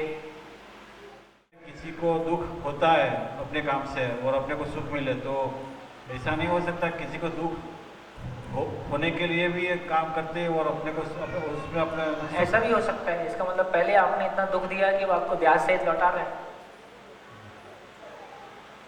अचानक कोई आपके प्रति प्रतिक्रिया से नहीं भर जाता है, परेशानी क्या होगी? इसका मतलब कल तक आपने मेरे को इतनी दी है कि मेरा घड़ा भर गया है, अब मैं वापस लौटाने लगा हूँ। तो इसलिए कहना चाहता हूँ कि अपने ही परिवार में, अपने ही परिवार के लोगों के साथ बैठ के हमारा संवाद नहीं होता और हम एक दूसरे के प्रति कितना गुस्से से भर गए हैं, हमको वो भी पता नहीं चल रहा है। यदि मुझसे कोई गलती हुई है तो मैं उस गलती को स्वीकार कर लूँ, सिंपल है। मैं गलती को स्वीकार कर लेता हूँ तो सामने वाले का रिएक्शन खत्म हो जाता है। तो आपस में परिवार में बैठ के बात करने का कोई सिस्टम ही नहीं है। आपस में सिस्टम नहीं, मैं कहूँगा आपस में बात करने की योग्यता नहीं है। योग्यता होती तो बैठ के बात कर लेते। हाँ जी, पीछे कुछ माइक कभी हमारा माइंड डाइवर्ट कर ले जो हमें पसंद है, हाँ, क्या ये सही है? वो जैसे तो जैसे क्षणिक है। घटना बोल के बताओ। सपोज कि मैं कुछ टाइम दुखी हूँ, सपोज मुझे पसंद है कि मैं चलो कोई पेंटिंग करती हूँ, या फिर मुझे पसंद है कि मैं कुछ नया घर में एक्टिविटी, कुछ नई आर्ट एंड क्राफ्ट के जो भी कुछ है वो करती हूँ, तो क्या एक क्षणिक है माइंड डाइवर्ट करने के लिए, उसमें तो हमें क्षणिक खुशी मिलती है, लेकिन ठीक है, अंदर तो कोई दिक्कत नहीं, चलेगा, क्या दिक्कत है? दिक्कत तो नहीं है, लेकिन वो अंदर रहता तो है ना माइंड में। हाँ, वो आता है, वो अच्छी बात है, तो ढूंढो कोई चीज जिसमें लगातार एंगेज रहा जा सके। तो बेसिकली मनोरंजन मानसिक बेरोजगारी का नाम है। इसका मतलब है जिनके पास अपने मन को सही जगह में लगाए रखने की योग्यता नहीं है, उसको कुछ ना कुछ ढूंढना पड़ेगा। तो और वो कुछ ना कुछ ढूंढने से काम चलता नहीं है, उसके करने के बाद लगता है यार फालतू इतना टाइम लगाया, उसकी तृप्ति नहीं आती है। जब आप टाइम पास करते हो, बैठ के चुगली कर लिया, बाद में तो लगता है यार क्यों बेकार किया, उससे कोई आउटपुट तो आया नहीं। तो कोई ना कोई दिन शाम को ऐसा हमारे मन में आता ही है कि आज दिन भर में क्या निकला, और जो उसका आउटपुट आया है उससे हम खुश नहीं हैं। तो इसका मतलब है, सूत्र है, हर मानव अपने महत्व को जानकर तृप्त होता है। हर मानव अपने महत्व को जानकर तृप्त होता है, उसकी उपयोगिता ही उसका महत्व है। तो जब तक हर मानव खुद की नजरों में अपनी उपयोगिता से, अपनी वर्किंग से तृप्ति नहीं पाएगा, उसको खुशी नहीं मिलेगी, दूसरा कोई भी उसको खुशी नहीं दे पाएगा। पति कितना भी अच्छा क्यों ना हो और पत्नी कितनी भी अच्छी क्यों ना हो, पति कितना भी अच्छा क्यों ना हो और पत्नी कितनी भी अच्छी क्यों ना हो, पत्नी बहुत अच्छी होगी तो क्या करेगी? अच्छा खाना बना के दे सकती है। जो भी मिलेगा क्षणिक सुख ही मिलेगा। कोई दूसरे व्यक्ति की इतनी कोई हैसियत ही नहीं है कि हमारी जिंदगी में सुख की निरंतरता दे दे, चाहे वो कितनी अच्छी पत्नी हो, कितनी अच्छा पति हो। क्योंकि मेरा सुख दुख कहां से जुड़ा हुआ है? मेरे भाव और विचार। अब मेरा पति बहुत अच्छा है, अब मेरे भाव और विचार में भूतकाल की पीड़ा, वर्तमान से विरोध, भविष्य की चिंता है, तो उसमें पति क्या कर लेगा? मेरे को पड़ोसी की गाड़ी देख के, पड़ोसी की साड़ी देख के, है ना, द्वेष होता है, जलन होती है, इसमें पति क्या करेगा? या पति को ऐसा होता है, इसमें पत्नी क्या करेगी? तो इसका मतलब है कि 24/7 मेरे भाव और विचार की जो जर्नी है, मेरे भाव और विचार की जर्नी पे मेरा नियंत्रण नहीं है, उस पर मेरा अधिकार नहीं है, मेरा स्टेट ऑफ माइंड हेल्दी नहीं है। यदि हेल्दी नहीं है तो आपको बताएगा कि हेल्दी नहीं है, इसमें दूसरा कुछ ज्यादा कर नहीं पाएगा। फिर मैं परेशान ही रहता हूँ, तो फिर मेरे को लगता है कि मैं बच्चे के कारण परेशान हूँ, मैं इस परिस्थिति के कारण परेशान हूँ, जबकि सच्चाई है कि आप खुद के कारण परेशान हो। तो पहले ये भी तय करना है कि मेरे परेशानी का कारण दूसरा है कि मेरे परेशानी का कारण मेरे भाव और विचार की स्थितियां हैं। इसमें मनोरंजन इसमें भर नहीं पाता है। देखो घर में रहते हैं तो लगता है चलो कहीं घूम के आएंगे, अब 4 दिन बाद लगता है घर चलो बहुत हो गया, है ना। भाई मसूरी इतना ही अच्छा है तो मसूरी में रहने वाले बहुत खुश रहते ना। भाई स्विट्जरलैंड इतना ही अच्छा है तो वहां रहने वाले लोग बहुत खुश रहते हैं, ऐसा नहीं है। तो इसका मतलब कहीं जाके खुशी नहीं मिलेगी। बाकी जितना भी कुछ है अच्छा लगने की सीमा में है, अच्छा लगने की निरंतरता नहीं होती है, इसलिए फिर बेरोजगारी आती है।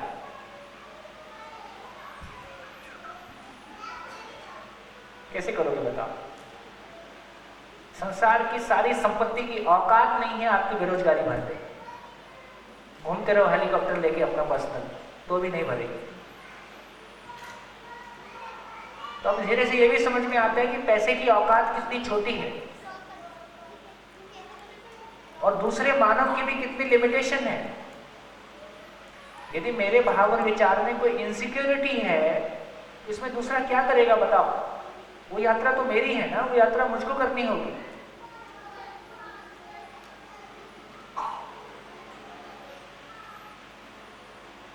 तो इसलिए कहता हूं कि जब तक ये हमको क्लैरिटी नहीं बनेगी तब तक हम दो अच्छे दोस्त नहीं हो सकते हैं, एक दूसरे के ऊपर दोषारोपण करते रहेंगे। हाँ जी बढ़िया, कुछ कहना चाहते हो? हाँ जी बढ़िया, आगे चलिए। हेलो। हाँ हम लोग को सामने वाले को ऐसा जैसा बिहेवियर या कोई इंसल्ट जैसा कुछ कार्य कर सकता है, लेकिन हमें उनका साफ साफ इंटेंशन पता चलता है कि लिटरली हमें इंसल्ट या नीचा दिखाने के लिए ही वो ये एक्ट कर रहा है। हाँ। तो हमारा नेचर के हिसाब से हमें रिप्लाई ठीक है, या नहीं करना है कुछ। बिल्कुल ठीक है। देखो अभी ये फाइनली ये एक्सट्रीम सिचुएशन है, ये सिचुएशन रोज नहीं होती है कि रोज कोई हमारी इंसल्ट करेगा। अब ये एक्सट्रीम सिचुएशन है, ये एक दिन में नहीं आई, हाँ, बात ये एक दिन में नहीं आई, ये कई साल की यात्रा के बाद आई है। इसका मतलब है इतने साल जब भी कोई प्रॉब्लम शुरू होती है वो बहुत छोटी होती है। मिसहैंडलिंग की वजह से समस्या बड़ी हो जाती है।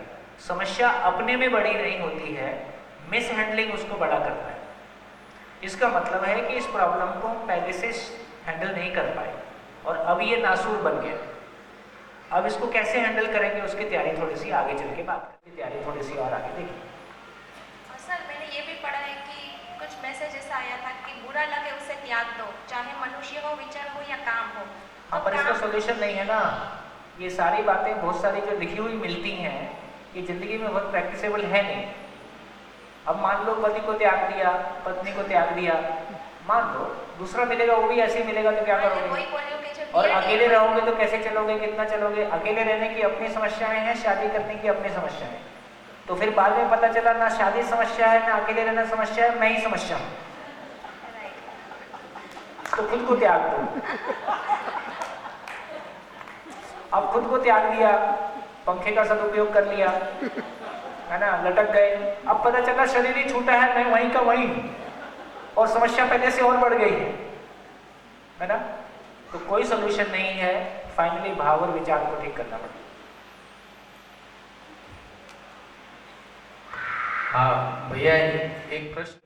तो अगर मैं एग्जांपल दूं पिता पुत्र का, तो पिता ऐसा है दो पिता जिसको उसको बच्चे को कुछ नहीं करना है मार्क के बारे में जैसा भी आए, और बच्चे को 100 में से एक को 90 आते हैं और एक फेल होता है, और दोनों उम्मीद 100 में से 90 वाला उम्मीद लेके जाता है कि मेरे पापा मुझे सब मैं सुन नहीं पाया।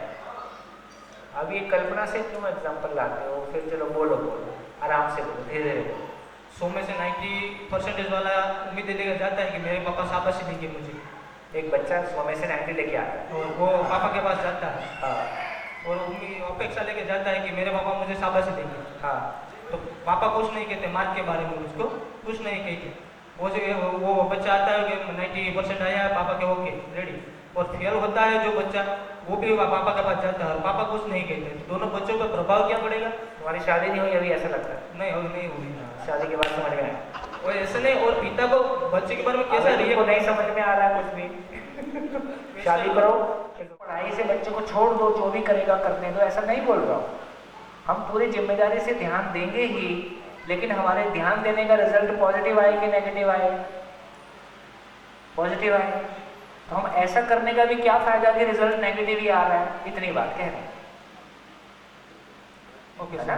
तो जब फेल हो गया तो क्या करेंगे? 90 आए तो क्या करेंगे? जो करेंगे और अच्छा होने के लिए करेंगे। फिर एक समय वो आता है, वो घुटने पे चलना शुरू करता है।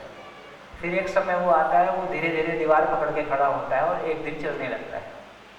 ये सारे स्टेप एक दिन में हो गए कि इसको होने में टाइम लगा। और ये किसी व्यक्ति की वजह से हो पाए या अपने आप हो गया? मानव का बच्चा यदि पैदा होने के बाद उसको संभाला नहीं जाएगा तो मर जाएगा। पशु का बच्चा नहीं है, वो मानव का बच्चा है। इसका मतलब मानव के बच्चे को जो कुछ भी सिखाया जाता है वो वही सीखता है। नहीं सिखाया जाएगा तो वो 2 पैर से नहीं चलेगा, 4 पैर वाला सिखाएगा तो वो 4 पैर से चलेगा। ये तमाम एग्जाम्पल्स उपलब्ध है। इसका मतलब ये हुआ कि जब एक बच्चा बिस्तर पे लेटे रहने से चलना सीखता है तो उसको हम ये कहने की बजाय कि वो गलतियां करके सीखता है, ये भी एक भाषा हो सकती है। हमको ये कहें कि वो सही चलने के प्रोसेस में इवॉल्व हो रहा है। उसका गलती करना नहीं है, इवॉल्व होना है। जबकि सच्चाई क्या है?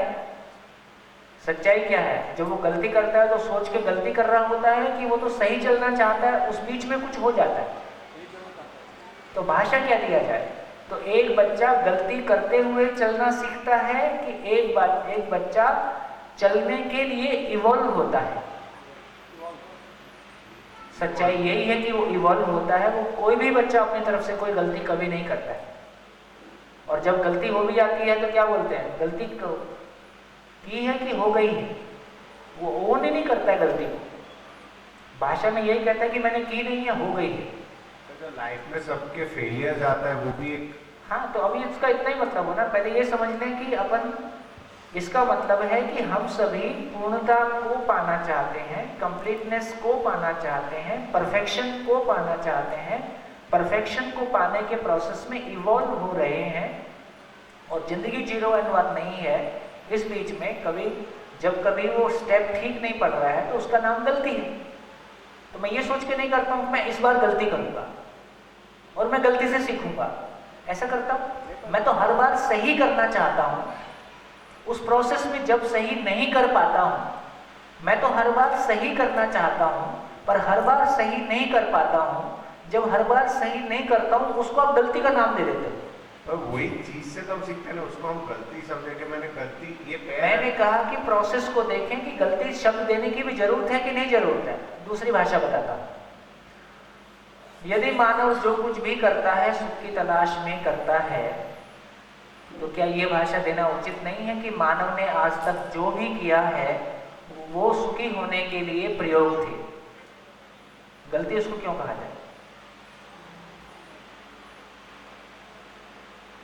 तो क्या किसी मानव को गलती स्वीकार है? क्या मानव को गलती स्वीकार है कि मैं गलती करूंगा? ऐसा स्वीकार नहीं है।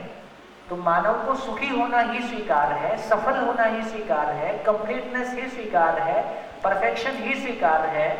तो बेसिकली मानव ने आज तक जो कुछ भी किया है, उसने तो सुखी होने के लिए कोई प्रयोग किया है, उसने तो सुखी होने के लिए कोई प्रयास किया है।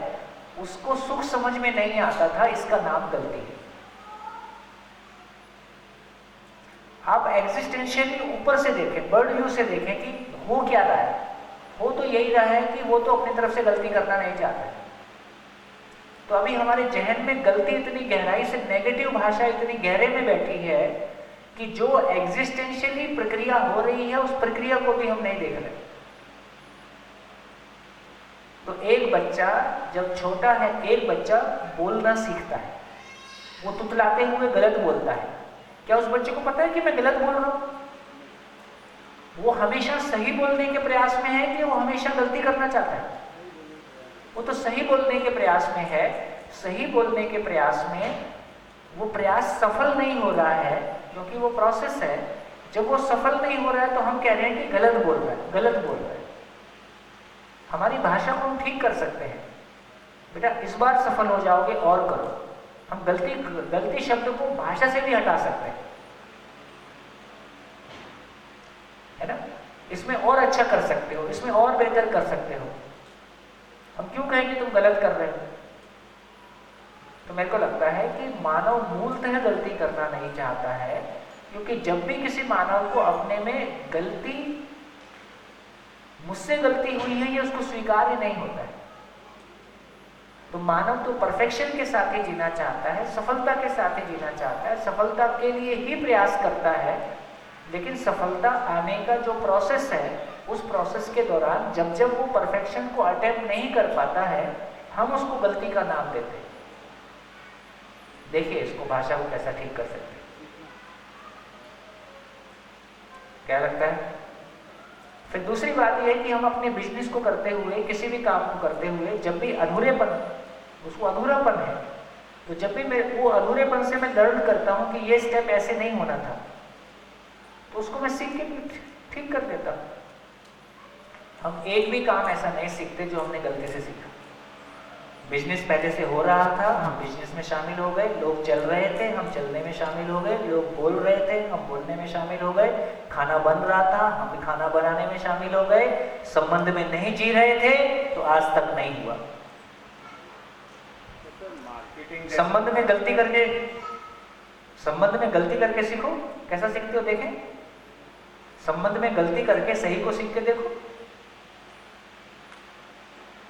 गलती करते करते इतनी गलतियां किया हैं कि संबंध में जीने से भागने की तैयारी कर लिया, यहां पहुंचे। तो सर जैसे आपने बिजनेस की बात की, बिजनेस में कोई ने मार्केटिंग कोई तरीके का किया, वो गलत हुआ, उसके कारण कंपनी को लॉस। ठीक है, क्योंकि कोई पहले से कर रहा है, कोई पहले से कोई चीज की परंपरा पहले से बनी हुई होती है, उसमें बहुत सारी चीजें हमारी पहचान में होती हैं, और गलत किया का मतलब है कि रिजल्ट नहीं आया तो दोबारा आदमी सोचेगा ही। तो वो गलती करने के मूड में था कि हमेशा सही करने के मूड में था, इतना क्यों नहीं पकड़ते? वो तो करने के बाद पता चला कि ये सही नहीं हुआ, उसने तो सही सोच के ही किया था। जब किया था तो गलत सोच, मैं आज गलती करने मैं आज गलती करने जा रहा हूँ, ऐसा किया क्या? ऐसा नहीं किया। ये जो बोल रहे हैं ये मेरे जीवन में घटी हुई घटना है। पिछले 20 सालों से दाल मिल के बिजनेस में है। दाल मिल का मतलब मिलिंग होता है। तो 2012 में हमने 6 करोड़ का मूंग रखा था, स्टॉक हो गया, वो मिलिंग नहीं हुई। 6 करोड़ का स्टॉक रखा, यस, मतलब मिलिंग है, स्टॉक नहीं है, स्टॉक इज डिफरेंट। तो उसमें वो मेरी गलती, जैसे वो बोल रहे हैं ना, वो गलती लगती है, वो गलती नहीं मुझे सिखा के ना भाई, यार आप दाल मिल चला रहे हो तो मिलिंग है वो। मेरे को लगता है देखो, जिंदगी समझ में आई होती तो कुछ ऊर्जा जिंदगी में गई होती। जी, जी। हमको एक ही चीज समझ में आई है, प्रॉफिट प्रॉफिट जी, प्रॉफिट जी, और जी, प्रॉफिट, और जी। इसके सिवा कुछ नहीं। कुछ नहीं। फिर चाहे उसमें कितना ही गलत कर लें, कितना ही पॉजिटिव कर लें, यार दाल में चला रहे हो, सुखी रहो यार, अपने बच्चों पे ध्यान दो बाकी, और समाज में कुछ अच्छा करो। अपने को प्रॉफिट के अलावा कहाँ कुछ समझ में आया? नहीं है। अब ये कर रहे हैं तो और बढ़ा लो, और बढ़ा लो, ऐसे करके बढ़ा लो, ऐसे करके बढ़ा लो, इसके सिवा कुछ सोचे नहीं है, जबकि जिंदगी कुछ और है। तो पिछले 10 साल से हमने जिंदगी समझ में आई होती तो बिजनेस संतुलित हुआ होता। हमने परिवार की कॉस्ट पे बिजनेस किया है, अपनी जिंदगी की कॉस्ट पे बिजनेस किया है, और लास्ट में मुट्ठी खाली है। भाई साहब 22 हजार करोड़ वाले बिजनेस को देख रहा हूँ, लास्ट में मेरे से कहता है भैया हमारे बच्चे ले जाओ इसी काम में लगा दो, मैंने बहुत जीरो लगा ली, कुछ नहीं निकलता इस जीरो लगाने से। 22,000 करोड़ वाला कह रहा है। वो जो जैसा 22,000, वो 22,000 पहुंचने के बाद, अब वो 22,000 पहुंचने, आप भी 22,000 पहुंचो तब सोच लेना। नहीं, पर 22,000 पहुंचने के साथ वो सही कर रहा हो तो 22,000 पहुंचने के बाद उसका हाँ, इस जवाब तो नहीं वही है। समझना है। फिर वो 22,000 करना है कि नहीं करना है, तब मतलब आदमी फिर सोचेगा उसके बाद 22,000 करना है कि नहीं करना है, और 22,000 क्यों किया था। भैया आप जिंदगी, बोल- एक मिनट देखो, इसको समझो। जिंदगी सेंटर में हो, जॉब सेंटर में हो, उसके चारों तरफ जिंदगी है, ये मॉडल ठीक है। कि जिंदगी सेंटर में हो, उसके चारों तरफ जॉब हो, ये ठीक है, पहला मॉडल। दूसरा मॉडल, कौन सा मॉडल ठीक है? क्योंकि जिंदगी तो निरंतर है, जॉब बदलती रहती है ना। हम कौन सी जी रहे हैं? पहला वाला। कितने लोग सहमत हैं इस बात से? और मैं सहमत नहीं हूं। आप कौन सा जी रहे हो? बीच में भी जॉब है, बाहर भी जॉब है, आप ये जी रहे हो। खाना बनाना भी एक जॉब है, बच्चे पैदा करना भी एक जॉब है, और बच्चों को खाना खिलाना भी एक जॉब है। जब तक जिंदगी नहीं है इसमें से कुछ भी जॉब नहीं, कुछ भी जिंदगी नहीं। जिंदगी का मतलब ही क्यों जीना है, कैसे जीना है। जब तक क्यों जीना है, कैसे जीना है की क्लैरिटी नहीं है, एक आदमी कमाने का जॉब कर रहा है, एक आदमी शरीरों को पालने का जॉब कर रहा है, और दोनों को अपनी जॉब से तृप्ति नहीं मिलेगी, ये नियम है। कुछ भी करके देखिए, हम खड़े वहां पे मानते हैं कि इसको जिंदगी है, जिंदगी जैसा वो नहीं है। जिंदगी होती तो कुछ और बात होती।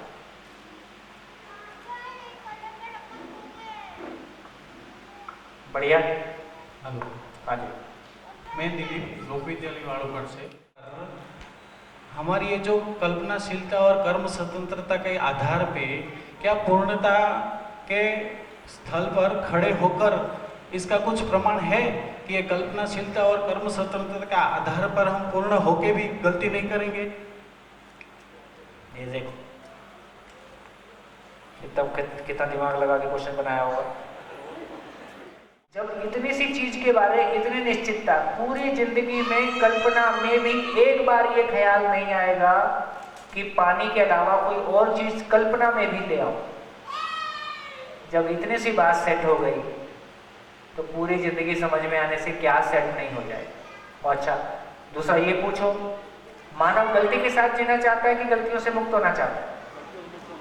एक मानव ऐसा है कि सभी मानव ऐसे हैं, इसलिए मुक्त हो सकते हैं।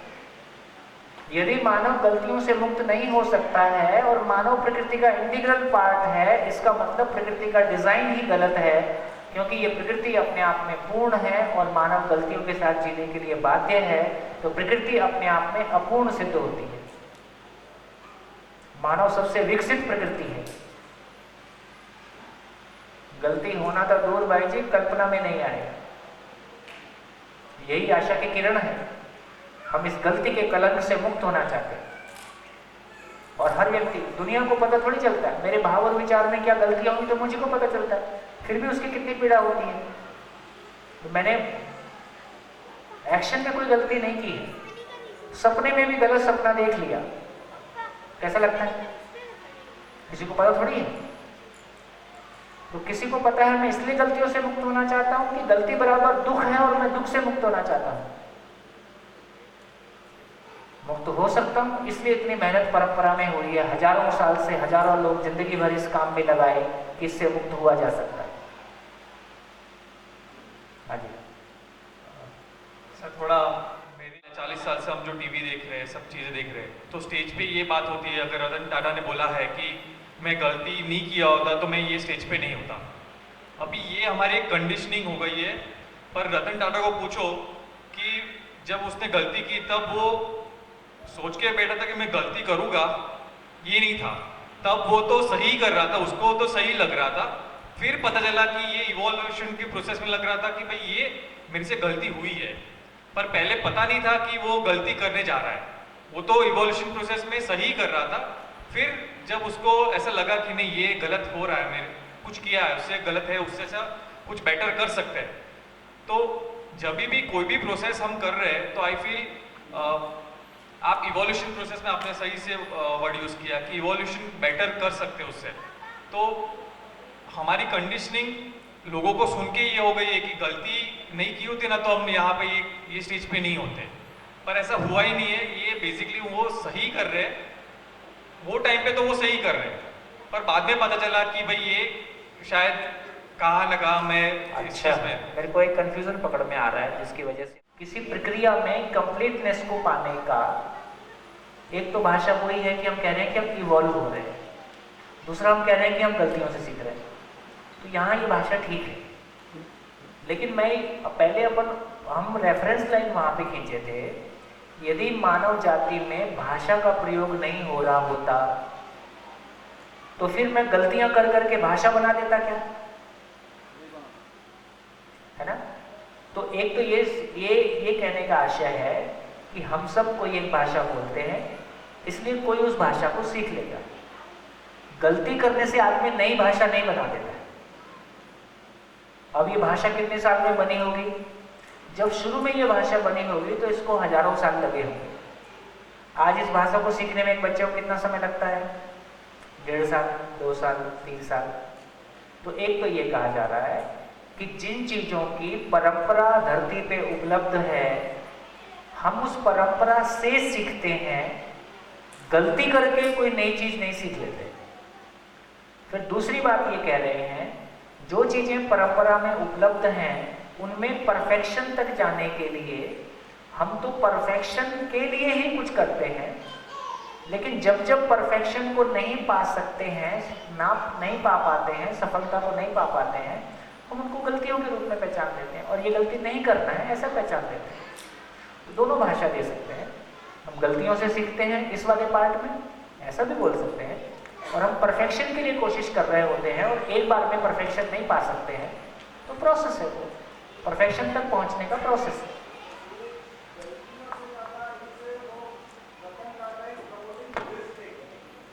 हाँ,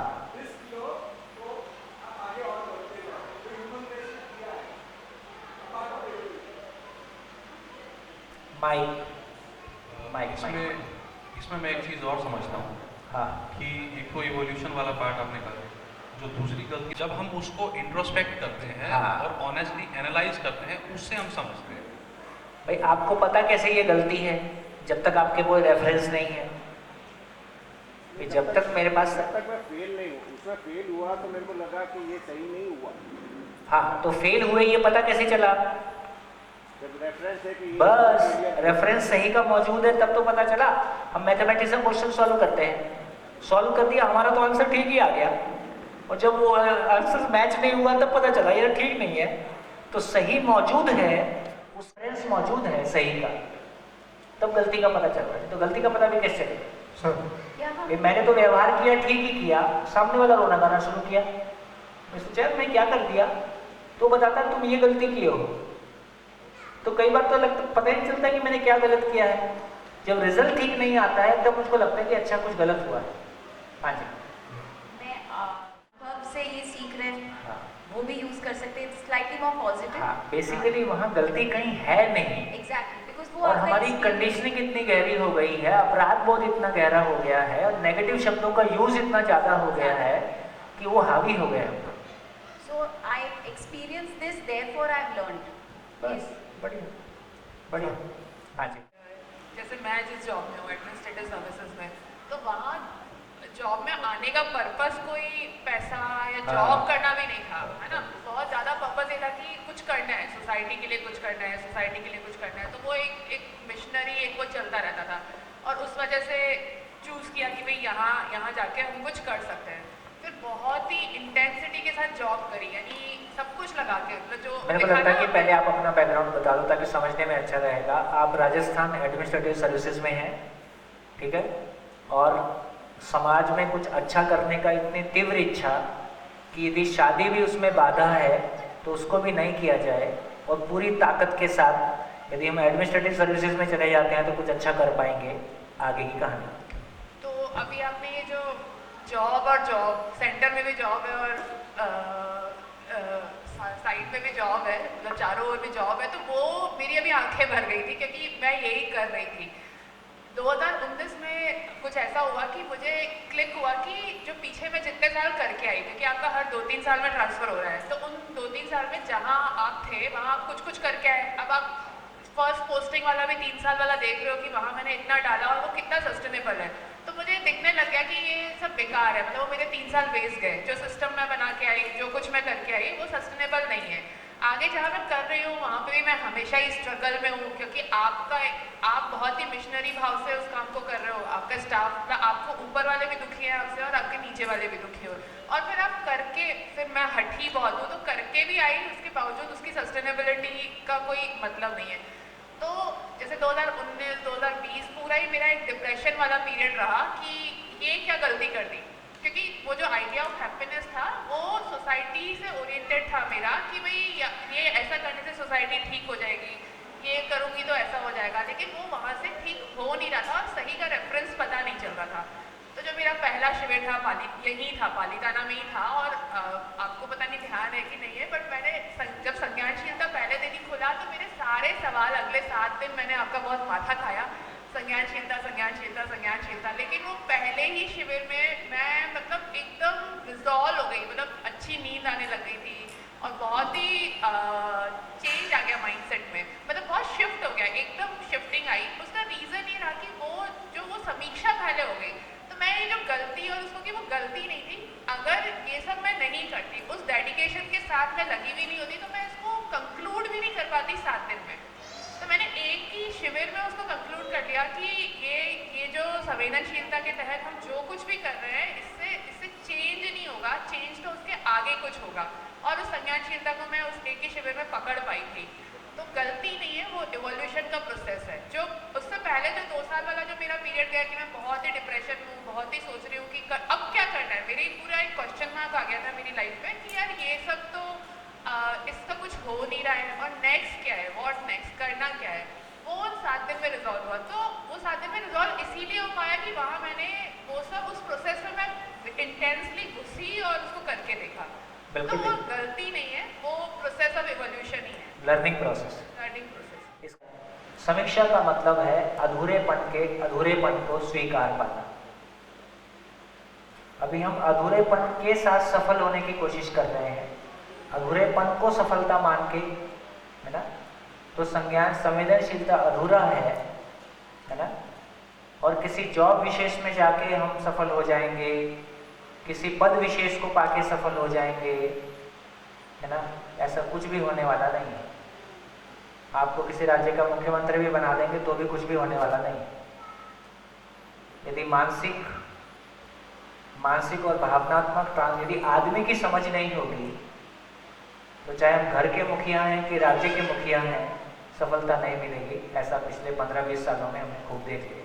उससे हमारा अहंकार ना बढ़े, वो एक उधर वाले पार्ट में ठीक लगता है, वहाँ तक ठीक लगता है, लेकिन यदि हम अपनी चीज़ों के रिजल्ट को, मेरे एफर्ट अपने आप में और इवॉल्व कैसे होंगे, मेरी मानसिक प्रक्रिया, मेरे एफर्ट कंप्लीटनेस की ओर कैसे जाएंगे, इसकी आगे की जर्नी कैसे होगी, तो मेरे रिजल्ट ही बताते हैं कि कितना कम रहा, कितना ज़्यादा रहा। बट इसमें भी काफ़ी काम ऐसे होते हैं जिसमें रिजल्ट काफ़ी सालों बाद पता चलते हैं। आदमी की जीवन की यात्रा तो अमर है। वो लाइन ऑफ थॉट कि मैं खुद के कॉन्शियंस के साथ में सही कर रहा हूँ, समाज के लिए अच्छा कर रहा हूँ, करते जा रहा हूँ, जैसे मैम ने बताया था, फिर शायद वो सस्टेनेबल नहीं रहा। वो क्योंकि हमारी मानसिकता में सस्टेनेबिलिटी नहीं है, इसलिए तमाम नेशनल इंटरनेशनल एक्सपर्ट जब शिविरों में आते हैं तो पहली बार उनको डेवलपमेंट डिफाइन होता है। डेवलपमेंट जमीन पे नहीं होता, डेवलपमेंट आदमी की मानसिकता में होता है। जब तक हम इस डेवलपमेंट को नहीं करेंगे, ना हमारी ज़िंदगी चलेगी, ना हमारा परिवार चलेगा, ना ये समाज चलेगा, ना ये देश चलेगा। खूब करके देख लिया, ठीक। मेरे को 25 साल पहले, कितने में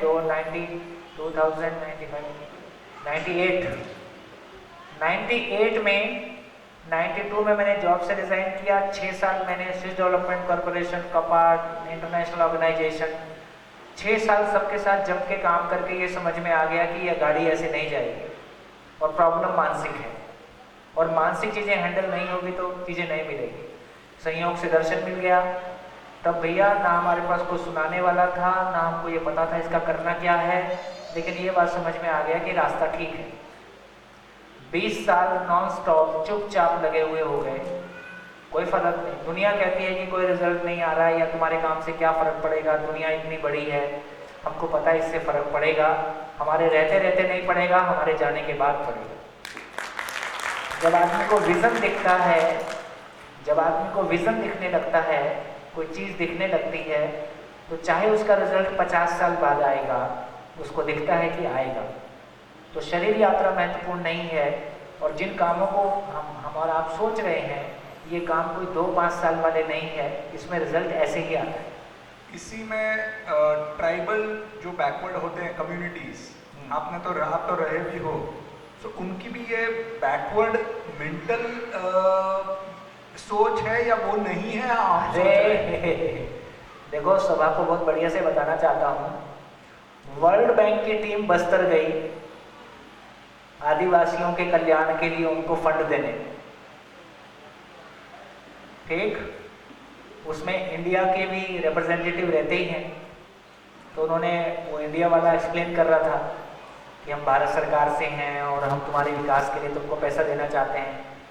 आदिवासी कहता है कि मैंने सुना है भारत सरकार कर्जे में है। बोले हाँ। बोले तुम खुद ही कर्जे में हो, हमको क्या पैसे दोगे? ये एक आदिवासी ने कहा। तो एक आदिवासी कहता है कि तुम खुद कर्जे में हो, हमको तुम क्या कर्जा दोगे? तब उसको बैकवर्ड कहें कि फॉरवर्ड कहें? वो तो बहुत आगे है। तो बैकवर्ड का मतलब क्या है? हमारे जैसी कार उसके पास नहीं है, हमारे जैसा घर उसके पास नहीं है, वो अंग्रेजी नहीं बोलता है, तो हो सकता है वो हमसे मानसिकता में फॉरवर्ड होगा। तो जब तक मानसिकता का रेफरेंस नहीं आएगा, अब वो IM में सिलेक्ट नहीं हो सकता, इसलिए वो फॉरवर्ड नहीं है। तो जब तक मानसिकता का कोई फ्रेमवर्क नहीं आएगा, उसका कोई यूनिवर्सल रेफरेंस नहीं होगा, तब तक हम किसको फॉरवर्ड बोलें, किसको back. Global warming, family warming विकसित देशों के कारण है कि अविकसित देशों के कारण है? पढ़े लिखे लोग के कारण है कि अनपढ़ लोग के कारण है? इनको विकसित कहा जाए कि अविकसित कहा जाए? खत्म।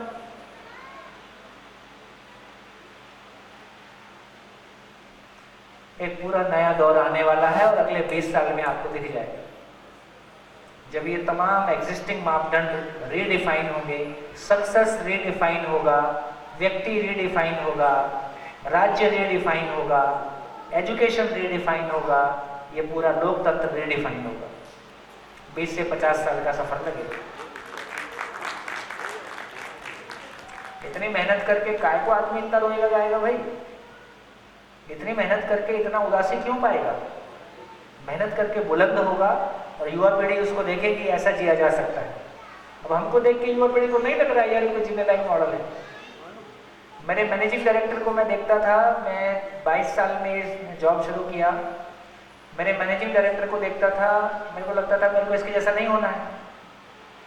कैसा होना है ये पता नहीं था, लेकिन मैं 35 साल लगा के इसके जैसा नहीं होना चाहता। तो हमको ये तो पता चलता है कि ये नहीं। तो हमारे बच्चे ने क्या किया है, मेरे को मेरे मम्मी पापा जैसा नहीं बनना है, मेरे को मेरे टीचर जैसा नहीं बनना है। लेकिन कैसा बनना है? फिर कोई एलन मस्क दिख जाता है ना? तो किसी व्यक्ति का कोई एक साइड बहुत बेहतर हो सकता है, लेकिन जिंदगी की दूसरी साइड इतनी बेहतर ऐसा जरूरी नहीं है। तो जब तक जिंदगी का एक बैलेंस मॉडल हमको नहीं मिले, इतना टर्नओवर सबका होगा तब आप सक्सेस कहलाओगे। सभी सफल होना चाहते हैं कि कुछ ही लोग सफल होना चाहते हैं? तो सब तो एलन मस्क नहीं हो सकते, इसका मतलब सब सफल नहीं हो सकते हैं। और तुम्हारी दम है तो इस धरती को बचा के दिखाओ ना भाई। किसी में दम है तो इस धरती को बचा के दिखाएं। हम चांद पे जाके बस्ती बसा देंगे, वहां सूसू साफ करके पिएंगे, यहाँ अच्छा पानी पहले से उपलब्ध है। तो हम भी कोई भी चीज से प्रभावित हो जाते हैं। चलो कंट्रोल कर लो। हाँ जी, क्या बात है, डिस्कशन बहुत लंबा जाए। तुम्हारे 5 दिन के लक्षण नहीं है, 10 दिन के लक्षण है। अविकास क्यों करना है? ताकि संतुष्ट हो जाए। अभी फंस गया, ऐसी जिंदगी फंसी हुई है। गुड। हाँ जी, तीसरा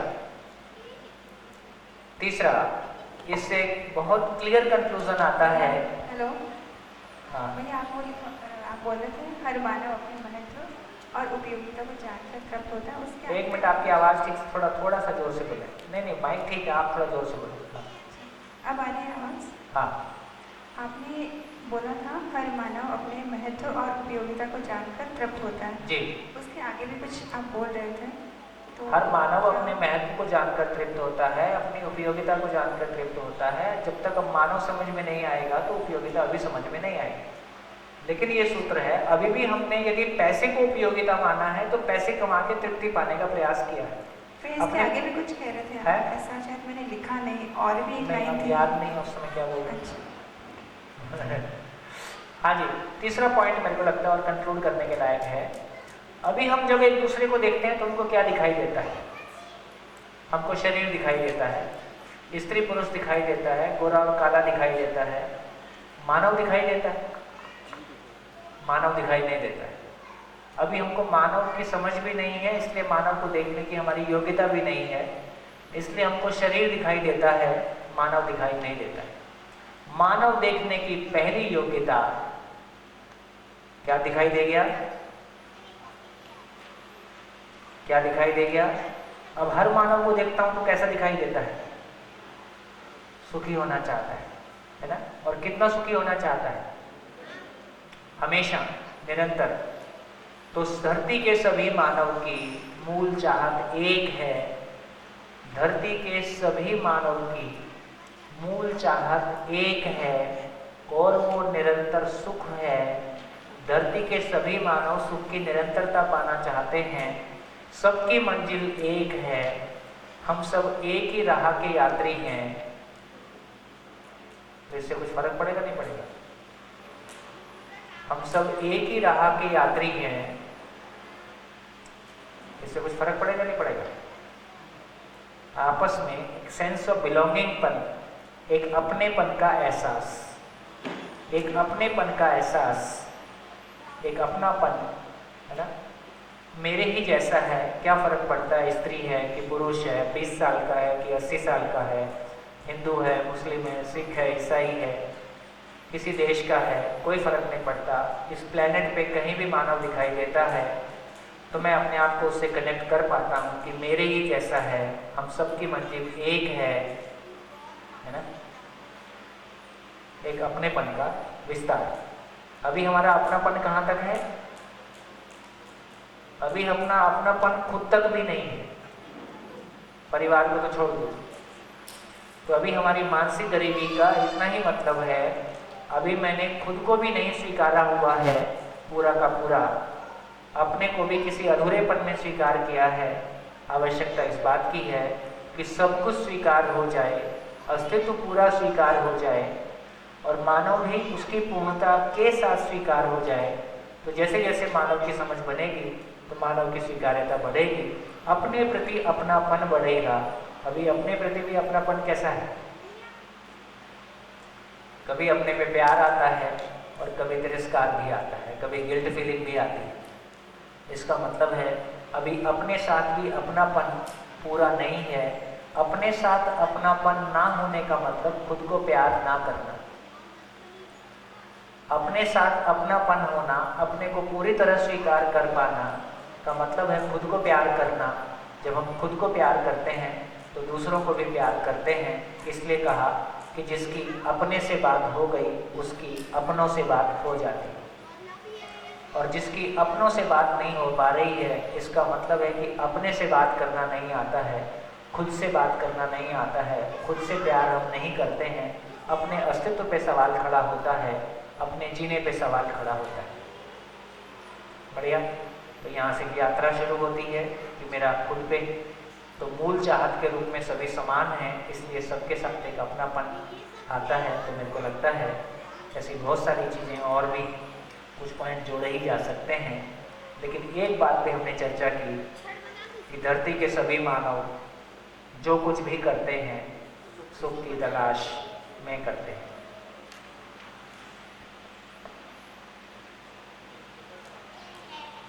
लिख डालिए इस पूरी चर्चा से क्या समझ में आया।